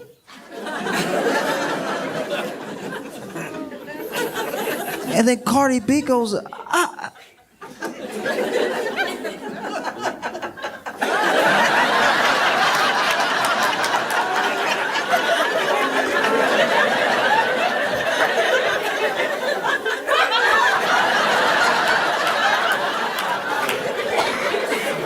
like, do I have to say it? No? And then he's like, are you calling my client fat? Are you calling my client fat? All right? Did you call her fat that day? In fact, you called her fat that day, didn't you? And then Cardi B is like, no, I was only calling her the B word. Like, it was really just that. I didn't really have time for anything else, Sort of said that over and over again. Didn't really get to work in any other details. And this lawyer, I don't know, like, it's like now what we're getting into is stuff that I guess isn't nice, but I don't know how it helps his case, because then he just keeps egging it on. He's like, but you said that and you said other things, didn't you? You said other things. And then Cardi B, to her credit, it starts admitting everything that she said, right? She starts just repeating verbatim in court. She just cursing in court openly, just non-stop cursing in court, right? And he's like, is that what you said? Say exactly what you said. I mean, she's right here, right now. Say it again. Say it to her face. Say it again. And then even Cardi B is like, what is happening? Like, you want me to curse her out again? Like, is this one like a freebie or something? Like, I can't tell what's happening. It's like, no, you were so threatened. You were so completely threatened by my client. What makes you so threatened? And then she's like, well, at the time I was pregnant and I was 130 pounds. All right? And then she was like twice my size. You know what I mean? And then once again, he gets on the same thing. He's like, are you calling my client fat? And she's like, no, I'm not saying. She just, No, what? I don't know. What are you trying to say? Say it. Say what you want to say. There's no harm here. Say it. She's security heavy.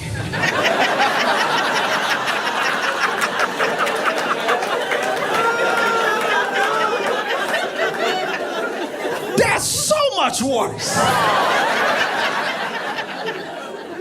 And this man keeps going. He's like, what do you mean security heavy? What are you trying to say? She's security heavy. What does that even mean? And Cardi B is like, you know, she built like she protect buildings.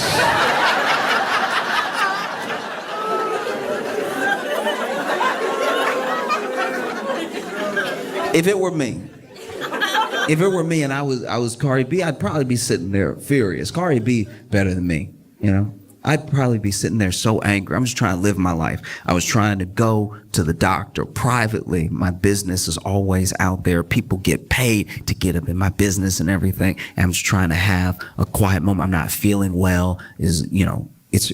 I believe was her first child and everything. No one knows that she's pregnant. And then this whole thing blows up and then she gets sued for $24 million.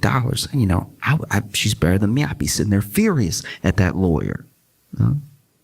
And if I was a security guard sitting there watching this happen, I'd be furious at that lawyer. What are you doing? You just getting me roasted in open court. This doesn't feel like it's getting me any closer to $24 million.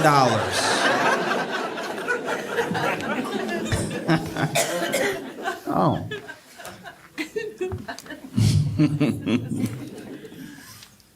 Because I'm not going to sit here and act like I'm better than anybody, okay? If times get tough, if things get rough for me, I run into George Clooney. It's just me and George Clooney in the hallway. I know I haven't been able to pay my rent or anything. Is his word against mine? I'm gonna see George Clooney. I'm gonna put my hand on the ground. I'm just gonna.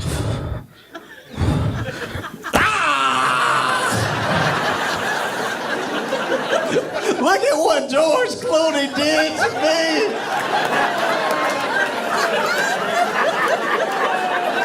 Why would Ocean's 11's George Clooney do this? I thought he was a good man. I can't believe that Ocean 12's own George Clooney would step on my hand like this. What's that you say? He still owns the tequila company?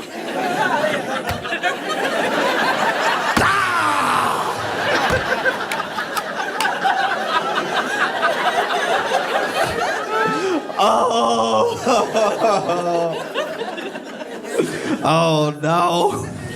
Who would have thought Ocean's 13 George Clooney would be capable of something like this? I thought he'd be president one day. Nah, easily.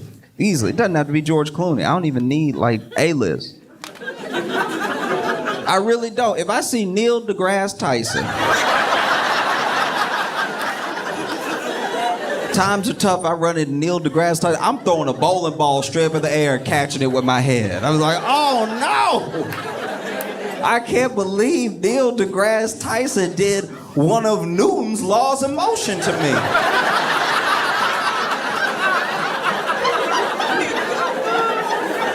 I think it was the first one. No. Doesn't have any popular person will do, you know? If I see William H. Macy, I'm gonna run into a wall like that dude from the show Fargo. I'm gonna run right into. If I ever meet William H. Macy, he better pray we outside. Because if she's trying to get money out of Cardi B, you know, this is not the way. She over here admitting that she only got nicked. Just a little. That quick. That. And she said that she had to have 2 plastic surgeries. Even brought the plastic surgeon to court, and the plastic surgeon came into court with a picture, right? Now, the plastic surgeon, this is also why I feel like this case is bogus, because she doesn't have a picture of the scratch from the day that it happened. Her plastic surgeon had to come in and do a before and after picture. And honestly, I don't know if that dude, the plastic surgeon, I don't see what he did. Like, it's... Even when they tried to show the cut, like the little scar that Cardi B supposedly gave her, maybe they didn't zoom in enough. Like, I don't know but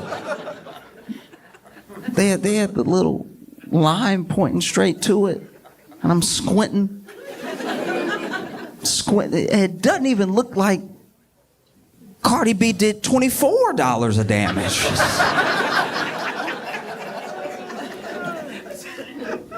Oh, you try and get money out of Cardi B, this is not the way to do it.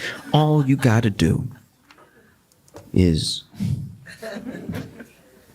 make sure y'all are still alone. The other problem, and the reason this whole case feels fishy, is because her lawyers, and I suppose even her, didn't want the receptionist or the doctor that broke them up testifying.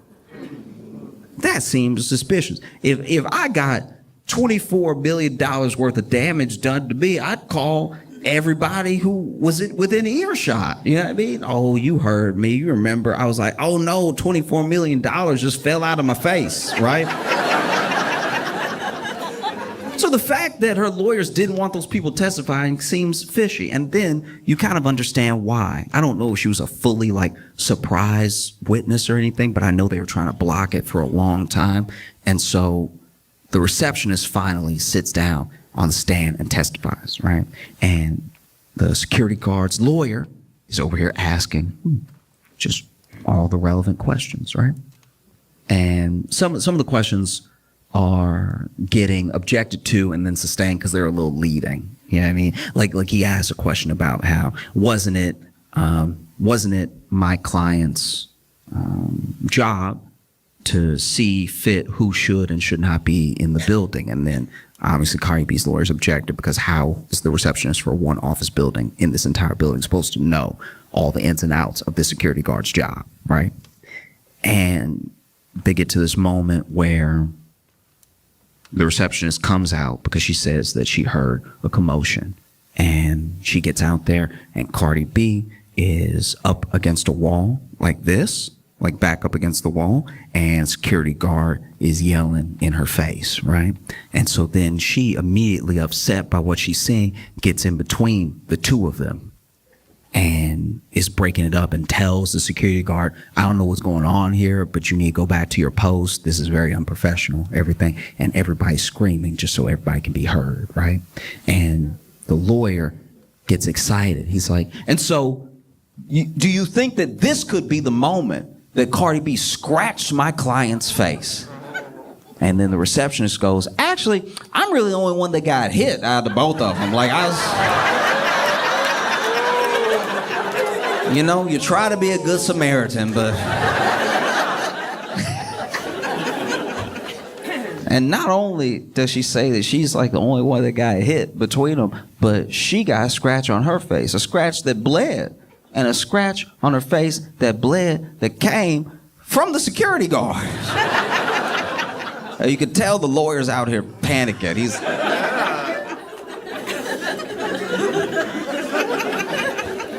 Whoops. Okay. All right. And so then he starts, in my opinion at least, sort of like badgering her a little bit with questions to try to like double back from the fact that now it looks like the only person that may have assaulted someone is his client. And so he then says, he's like, yes, but you also weren't there the entire time, so you didn't witness the entire altercation. Maybe Cardi B spit on my client before you got there. Maybe she scratched her face before you got there, but you got there and you broke it up and you say that you didn't see anything. But maybe something happened before you got there. You don't know. You don't know. And then the receptionist was like, yeah, I guess I didn't know what it was like to be there till I was there. Yes, I suppose. You got me there. Because it's not just the scratch, I should point out. The scratch is the main thing, but the security guard is also, to my knowledge at least, alleging that Cardi B got her fired as well. You know?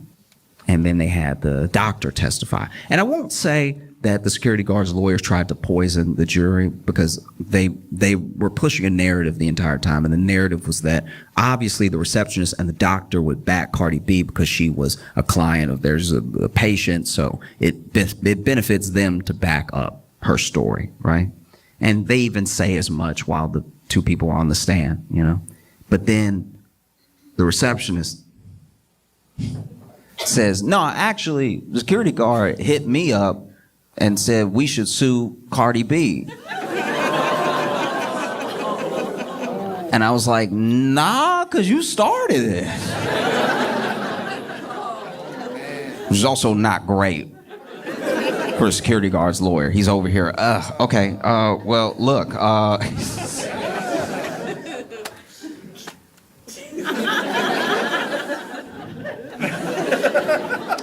nothing further.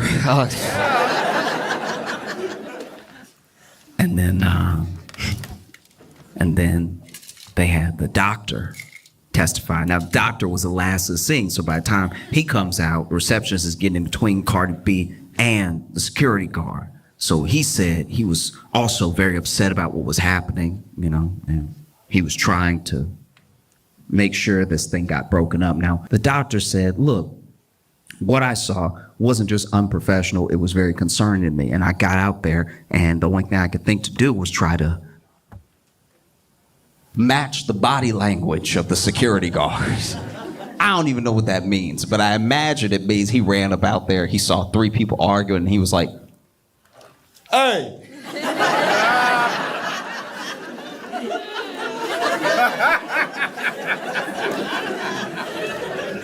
Cut that out!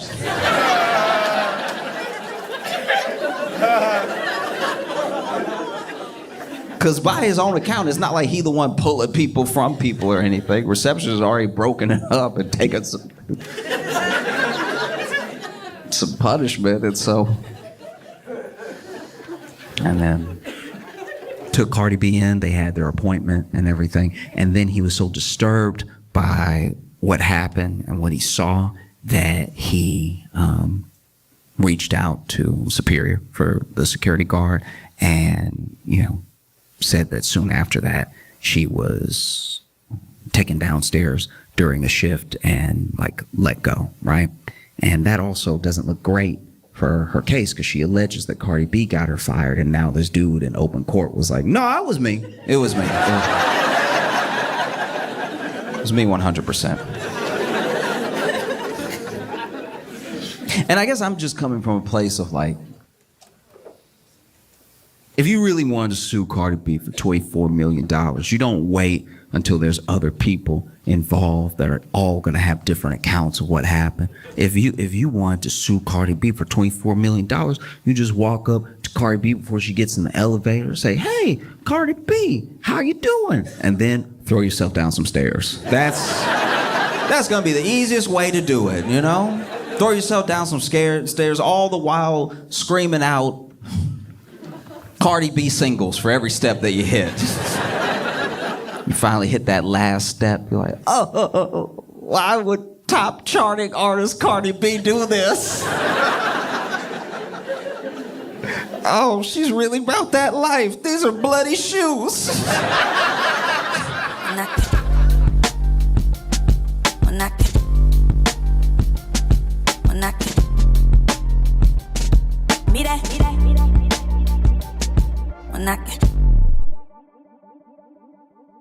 You guys are so wonderful. Are y'all ready for your headliner? Y'all start clapping right now. Give it up for Josh Johnson.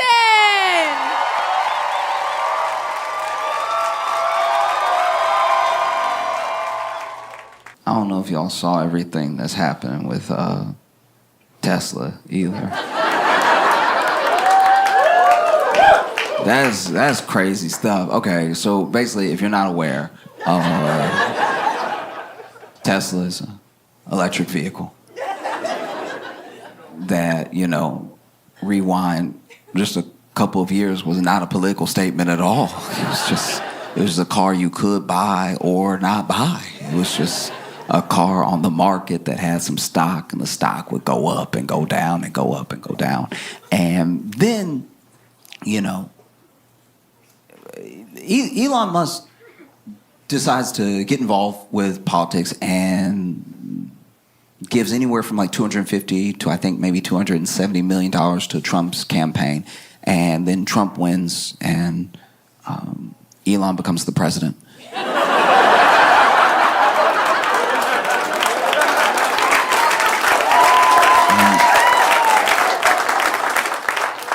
And so Elon becomes the president, and people don't really know how to feel because this particular thing hasn't happened before. There's always been like millionaires and billionaires donating to campaigns and stuff like that, but this is the most like infused a person has been in like what's gonna happen, and it's very clear in what is self-serving when it comes to like Elon's actions and everything. And so then, you know, inauguration day comes and there's all the fanfare of like this new administration is starting. And there are some people who own Teslas already, like they bought theirs in 2022. And they would tell people, hey, I bought mine in 2022. Like, I don't. Just so you know, I got mine in 2022. I didn't know, and I wasn't a part of it. And I was trying to get an electric vehicle to help the environment. I didn't know it would be. So, just so you know about me. And then Elon's giving a speech, and then he says, my heart goes out to you. And then he does like a full-on Nazi salute, right? And does it again, for clarity. And there is a part of me that genuinely, when someone buys something, especially something expensive, and then something happens with that company, a part of me does feel for them, because there are people who bought their Tesla in 2022. They might have been sitting in their Tesla when they saw Elon do a Nazi salute, like.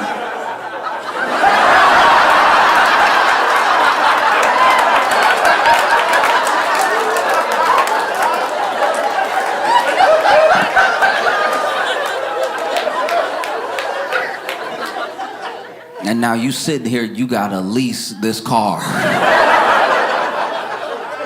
I don't know if y'all saw, but Trump released the JFK files, or at least is starting to release the JFK files, and yeah, it's a lot. He said there's like 80,000 pages or something. I think they've released like anywhere from like 2 to 20,000 already, with more to come and stuff. And I don't know about anybody else, but when it comes to JFK and the conspiracies around his death, those were like some of the first moments that you saw, for at least a wide population of Americans, trust in government and its agencies break. A trust that they've never got back since, where like whole government agencies don't have the trust of the people, because up until then, you know, maybe they classified things, maybe they told the public lies or whatever, but they were things that people felt like they could at least get on with life believing. You know, JFK was the first thing for a lot of people that spawned the real like tinfoil hat stuff, what aren't they telling us sort of thing. And so you would see something like this big release of the files, you know, 20,000 with like 60,000 more to come. And it's kind of crazy that everyone sees that and they're like, nah, I'm good. 80,000 pages? I don't think JFK cares that much. That's 80,000 pages. Game of Thrones isn't 80,000 pages. 80,000 pages is insane.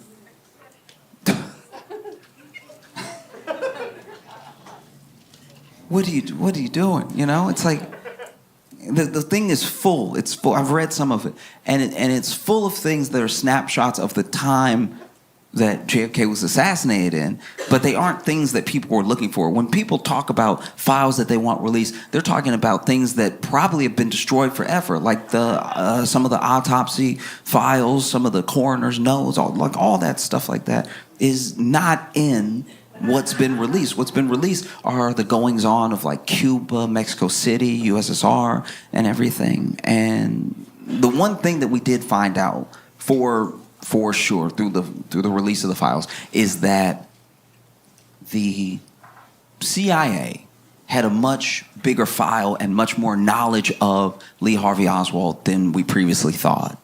And they had been tracking his movements and everything. He had been going to these different countries. I'm pretty sure he went to Mexico City for a little bit, and then he went to the USSR. And I don't know if the word is defect, but he basically was trying to leave the U.S., become an expat and join USSR, and even tore up his passport and everything. And the USSR was like, oh, nah. Nah, we good. That's crazy to me. That's someone, you have a CIA file on you and you're trying to move to the USSR, and they are like, you giving off some bad vibes. Like, I don't know what it is, but you creeping everybody out. Like, you stare too much, dog. Like, what are you looking at when you looking over here? It's unsettling. Just take that somewhere else. And so then he came back somehow.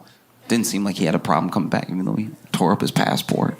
And then commits the assassination, and then Jack Ruby kills Lee Harvey Oswald. And there were so many people who thought that Jack Ruby's mob ties meant that he was sort of there to close up loose end, that maybe the mob did it. And even now, there are people that say, oh no, the mob did it, Cuba did it, Soviets did it.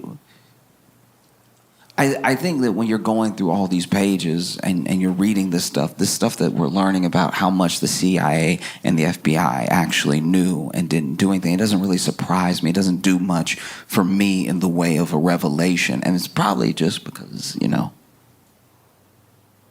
because I'm black. You know what I mean? As a black guy, I'm not going to sit here and be like, not the CIA.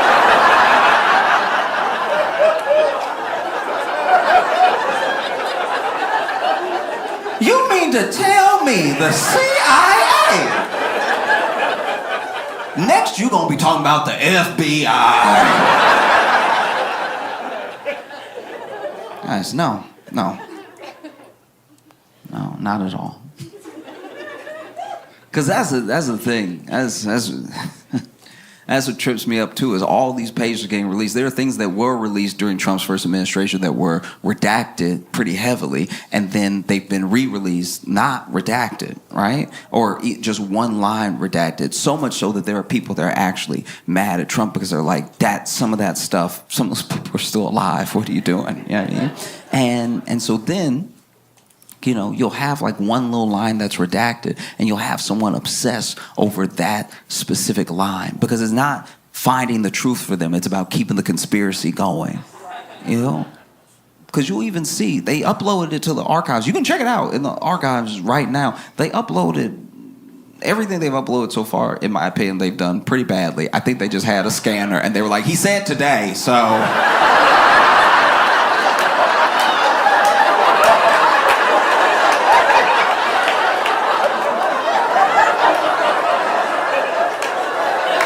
I know it's crooked.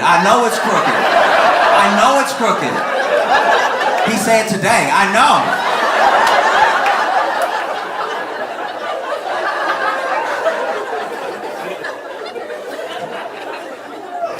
Honestly, I looked at some of the files, and some of it, some of the handwriting in some of the notes, whether it's written by a CIA agent or like some politician, some of the notes in there are so bad. Like, the handwriting is so bad. I'm like, he did it. Like, that's suspicious as hell, handwriting.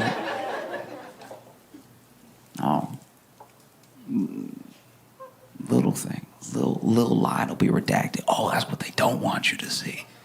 That's where all the truth is. It's like, look, maybe. I'm not even saying that's not possible. Maybe. But also, maybe it's just like an address that makes sure that a person who has nothing to do with this doesn't get implicated. You know, there are all types of reasons to redact something. And it's when people put that much weight on the thing to keep the whole thing going that I'm like, you don't want to know. You want to keep guessing, you know? And don't get me wrong, it's fun to guess. I love guessing. I don't know what I'm talking about half the time. Sometimes I'm just guessing. You know? Best way I can describe it is I'm a fight fan, so I watch boxing, I watch MMA and stuff like that, and I watch men's fights, I watch women's fights, and I just kind of follow the fighter and follow their journey and enjoy who I enjoy because I like the person, I like their story, right? And there was this young woman, I do not know if she is from Brazil. I think she is because I'm pretty sure she was speaking Portuguese, and she only speaks Portuguese. She doesn't speak English. So after fights, when someone wins, especially if they don't speak the language, they will do the post-fight interview right there. And they might do another press conference later, but they'll do the post-fight interview. And if they do not speak the language, someone will come out, a translator for the promotion will come out. And in this case, her translator was her coach. So she wins the fight, and it's big. It's the biggest fight that she's won of her career. It puts her in the rankings and everything. And so the announcer walks up, and he's like, "Congratulations on a fantastic fight. Was this win mean to you? It's sort of putting you on the map right now against such a tough opponent." And she speaks for like 8 seconds, and then her coach goes, "Thank you so much, everybody, for watching my fight. I really appreciate it. I worked really hard, and thank you so much for the love." And then she speaks for another 8 seconds, and the coach is like, "Everything that I do, I'm doing for y'all at home from my town to show you that no matter what, where you're from, you can make it on the world stage." And then the announcer asks her, what are your future plans? What's next for you? You know, now that you're in the rankings, there's a certain opponent you want to call out. And she speaks even shorter this time for like 6 seconds. And then her coach is like, "Yeah, the next plans are anybody who wants it, all right? I'm taking heads, I'm taking necks. I want your limbs, give me your arms, give me your legs. If I see you on the street, it's already on, you already know. The best thing you could do is drop out of the division right now because I'm coming for all y'all's necks. I'm killing everybody, all right? You're gonna dream about me, and then when you wake up, I'm gonna be there. That's on God, okay? I'm killing all of y'all. None of y'all can stop me. None of y'all can touch me. What I did to her was a mercy killing. I'm coming to kill y'all for real. I want your bodies, okay? I'm stacking bodies, all right? And the champ, I'm going to beat the champ, and I'm going to beat the brakes off the champ in her hometown. She's going to bleed in front of her people, okay?" And then they exited the octagon. They went ahead and left, and then there was a fighter, because, you know, fighters watch other fighters' fights, and they'll live tweet it, and he tweeted right after that whole thing. She ain't say all that.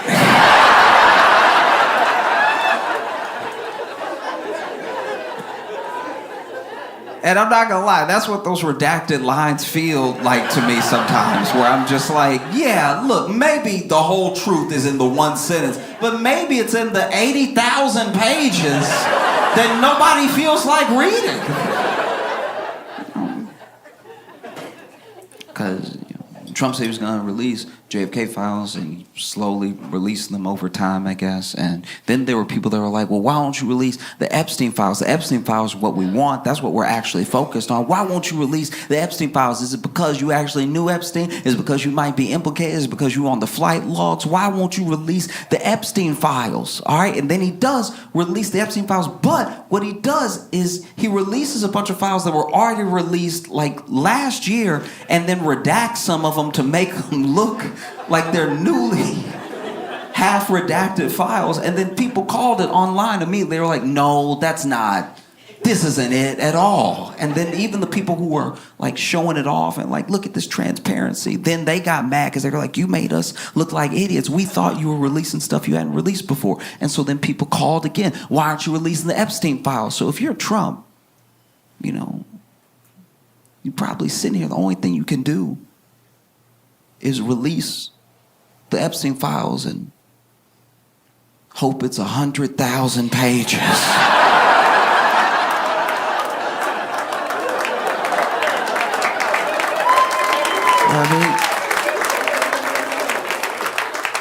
Who would have known the only distance between people and getting to the truth was reading? You know what I mean? We want to know. We as a people have the right to know. It's 80,000 pages.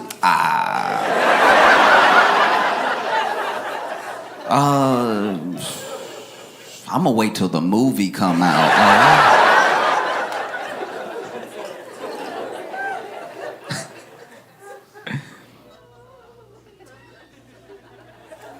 But what are you gonna do? You know, Elon's the president. We know he's the president because, first of all, he telling everybody to report to him, sending whole government employees emails telling me everything you did. It's like, isn't some of that classified? Like, it's wild. You stand in the Oval Office talking about what we're doing. It's like, who is we? Got your son in there. That's how you could tell Trump not the president. Got Elon's son rubbing his boogers on him. I've had a lot of jobs and a lot of bosses. And no boss's child has ever rubbed boogers on me. I will quit before I let your child rub boogers on me. Elon is the face of Tesla. And he's also the face of Doge, this department that's been cutting all these government jobs and gutting a lot of government programs and everything. And I've talked to a lot of people, a lot of people across the political spectrum about Doge, about their actions, and from the time it started to present, right?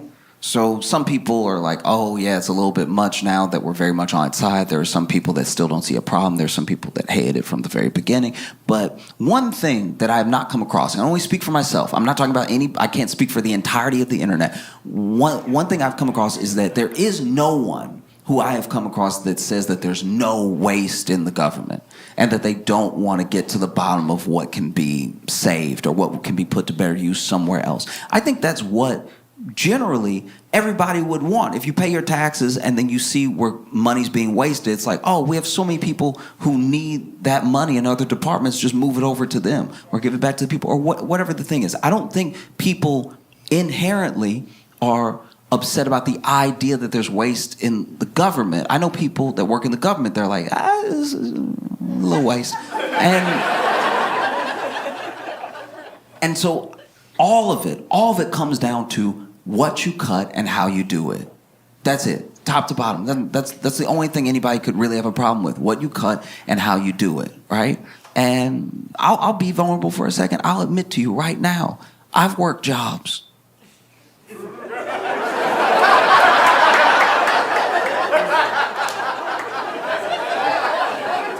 I've worked jobs where I was like, I'm not gonna tell anybody, but like, they really don't need me.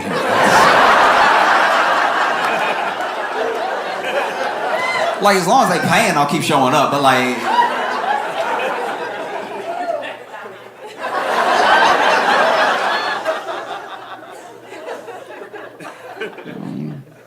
And you end up seeing what happens. Because the thing with whether it's voters or whether it's like rhetoric around how to handle this stuff, there are people who even now genuinely believe, oh, let's get a business person. Let's get someone who's good at business in government so they can run the government as efficiently as they run their business, right? And the problem there is that, like, let's say Amazon, a good example is like, let's say Amazon makes a mistake. And they make a mistake that all of us, everyone here, can acknowledge and see as a mistake. And so as a mistake, their stock drops because they lose some of the faith from their shareholders. Now, we see that drop in the stock, and maybe the mistake they make is they announce that all the cars from now on gonna have 3 wheels. Like, oh, we're gonna save so much money on tires. And we're like, no, you're gonna flip over, okay? And so then you see the stock start to dip because of that lack of confidence. And then for you as a potential investor, even a retail investor, that dip in the stock is an opportunity. You can buy in now. You can buy into that dip, and then when it goes back up, because they realize that 4 is probably best, that you can ride that wave on up. Fair enough. When you crash out a business, when you make mistakes in business, when you run a poor business, you can always start another business. The people who we even look up to as these beacons of industry were all people at some point who had a failed business, right? But the government is not a business, because if you crash out the government, if you make the same mistakes with the government, you don't have a country. And you can't just be like, no, we're just gonna start new America. You know, I used to have like a lemonade stand America, and that one didn't really work out, so I started like a tire shop America, and that still really wasn't it. So then I started this hedge fund America. And now we're cooking. Yeah. It does not work that way. And you saw what happened. You saw Elon run the government because he's the president. You saw Elon run the government the way he ran his business. When Elon took over Twitter, right? He comes into Twitter and he immediately starts firing everybody because he's like, you're waste, you're redundant, I don't know what you do, I don't know what that is, you're fired, you're fired, you're fired. And then a couple days after he took over, remember that brief period where he was like, how do you turn it on?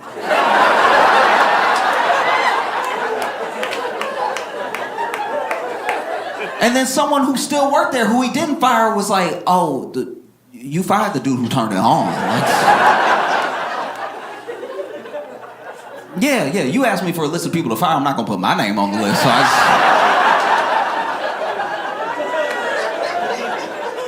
And so you end up seeing Elon firing people and then trying to like hire them back real quick and trying to like smooth over the things that he broke that didn't need breaking, you know? And then Doge ends up working the same way. It ends up swooping in and firing a bunch of people and then trying to hire some of them back real quick, and it's chaos. And Elon is the face of it. He's the face of it because we didn't know who else was working in Doge. We didn't know who was essentially like hacking into Social Security, who was going around judges' orders, who was breaking things and going to places they weren't supposed to be because we hadn't figured out how this whole thing was going to work. We didn't know. And then we found out that it was children. We found out they leaked the photos of those people that were high up in Doge that were getting into Social Security and the IRS and everything. And we were like, what? Fresh out of school, I saw one kid's picture who was like high up in Doge doing all the breaking in and stuff. And I was like, Peter Parker? I cannot believe that Spider-Man gonna cut off my grandma's Social Security. So I don't think anyone saying like there's no waste, but it's what you cut and how you cut it. You know, I think people would have appreciated like an actual audit. They said that they did one, but usually when you do an audit and you really account for the waste and you really account for what jobs you do and don't need, you don't have to hire anybody back. You know?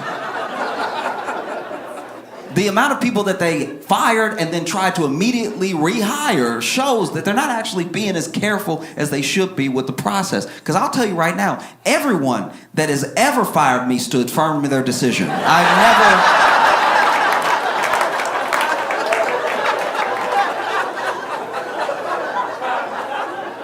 I've never been fired and then somebody ran out after me. Hold on. That's my bad. I was wild. I was trying to look good in front of the other employees. You come on back in here. That has never happened. Anyone who has ever fired me has never called me again.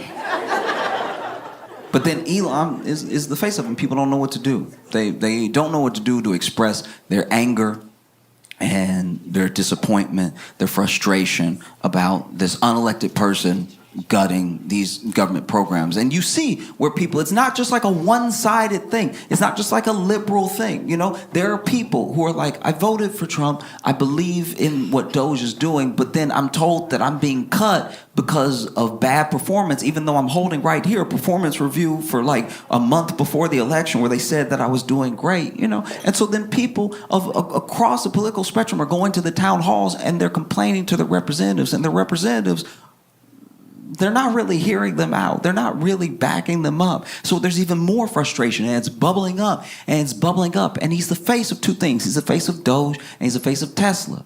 And so then people go to the Tesla dealership, and he's not there. But people go to the Tesla dealership and they start protesting at the Tesla dealership, and then the stock starts tanking because there are people that are like, being attached to this right now is not a good look, you know? And then people start vandalizing Teslas, start putting swastikas on the Teslas and stuff like that. And then there are people who, you know, bought a Tesla in 2022. They're like, guys, I didn't know. I had no idea. And almost immediately, it felt like almost immediately Trump came to his defense, right? Trump invited Elon to the White House. I mean, he already got an office there because it's his White House. He's the boss. He's the president. But Trump told Elon, hey, bring a bunch of Teslas, park them out front of the White House. We'll do a dealership commercial.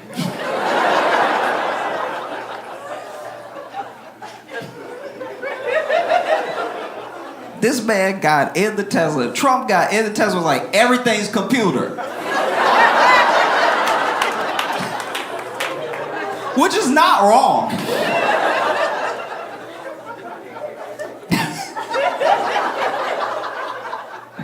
It's not wrong. I remember my first Tesla experience. You know, I didn't ride in a Tesla for a long time. I heard about it as a car, but I didn't get to be in one, and I don't drive, so I didn't try to drive one or anything. And my first Tesla that I ever got in was an Uber. And so when I walked up, I didn't know about the door. I didn't know the door would be all smooth like that. So this is me. Look, I'm admitting for a second. I'm being vulnerable here. I'm admitting for a second that this is me. This is my bad. I was doing too much in my head. I was doing too much, all right? Know that I know that before I even admit this to you. I was doing too much, right? But when I walked up to the Tesla, I thought my driver sucked the door in because I was black.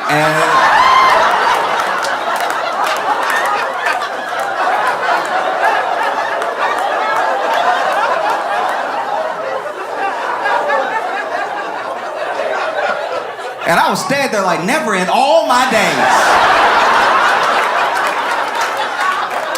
have I seen this type of racism.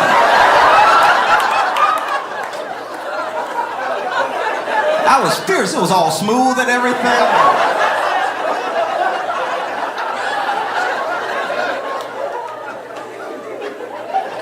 And so finally, driver noticed I'm not getting in the car, so he rolled down the window. I lean over all indignant like,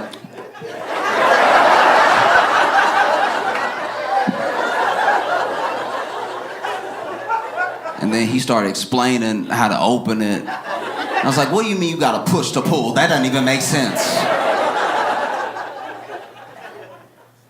And then I get it with my thumb, and I was like, oh. Oh, okay.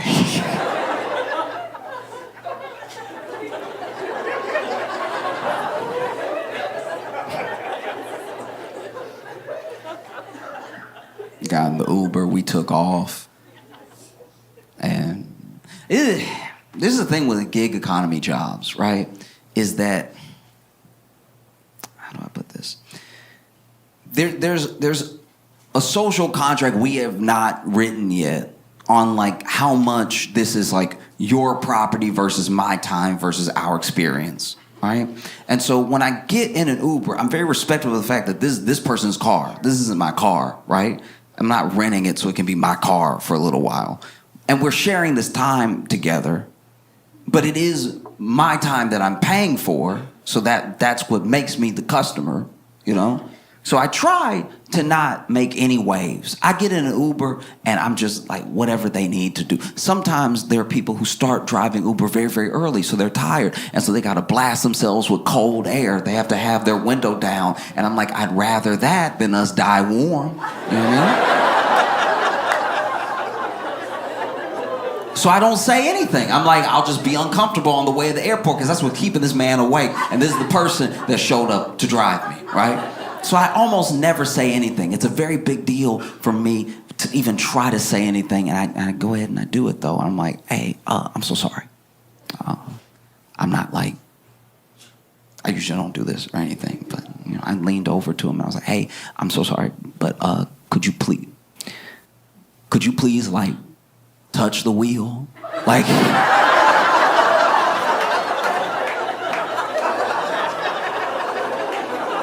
No, I know it's autopilot. I know it's autopilot. You put it in and everything. I just don't know what I'm paying for if we going. Like if we, like I'm not telling you how to drive. I'm telling you to drive. Like it would be nice if you did drive. Like, just put a finger up. Make me believe. Just put a finger.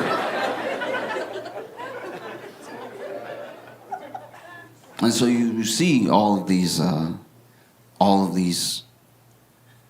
attacks on Tesla increasing, and the stock price dips and dips and dips. And it goes up a little bit. Every once in a while it goes up because there's some people who don't care about any of this at all, and they see it as an opportunity to buy low. And so it'll go up a little bit, maybe like 3-4% here, and then it drops a little bit more, and it's down from its high by a lot. And you've even seen people like in the Trump administration come out and say, hey, if you vandalize a Tesla, we're treating it as domestic terrorism. We're coming for you if you touch a Tesla, right? And it's just baffling because everything that Trump is doing for Elon and everything that his administration is doing for Tesla is exactly what they were supposed to do for the voters. You know what I mean? Like Trump saw that his boy was having a little dip, was like a little bit more broke than he was the day before. He was like, let me help you out. You know what I mean? That felt like a campaign promise that I thought he made to everybody, but apparently he was just talking to 3 people. And even going after people who vandalize a Tesla as domestic terrorism. Like, when do we ever talk about domestic terrorism? You know how much domestic terrorism we have? It's a lot. And then you see Elon go on the news, and genuinely he seems like really upset, like genuinely hurt. And I think it's because, you know, look, he's still the richest man in the world, but he used to be the richest man in the world by a larger margin. Like, he has lost billions and billions and billions of dollars, right? And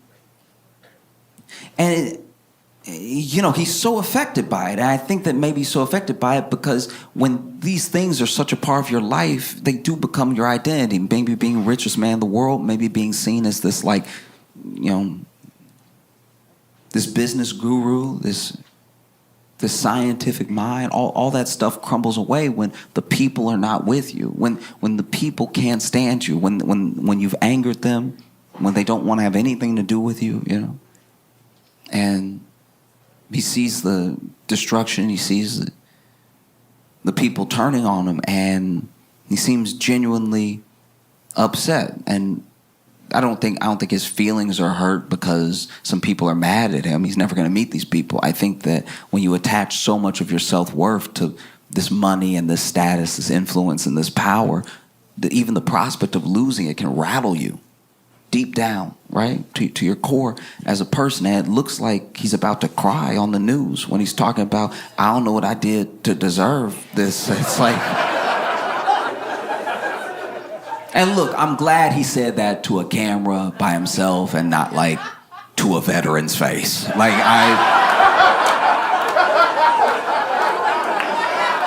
know what I mean? Like,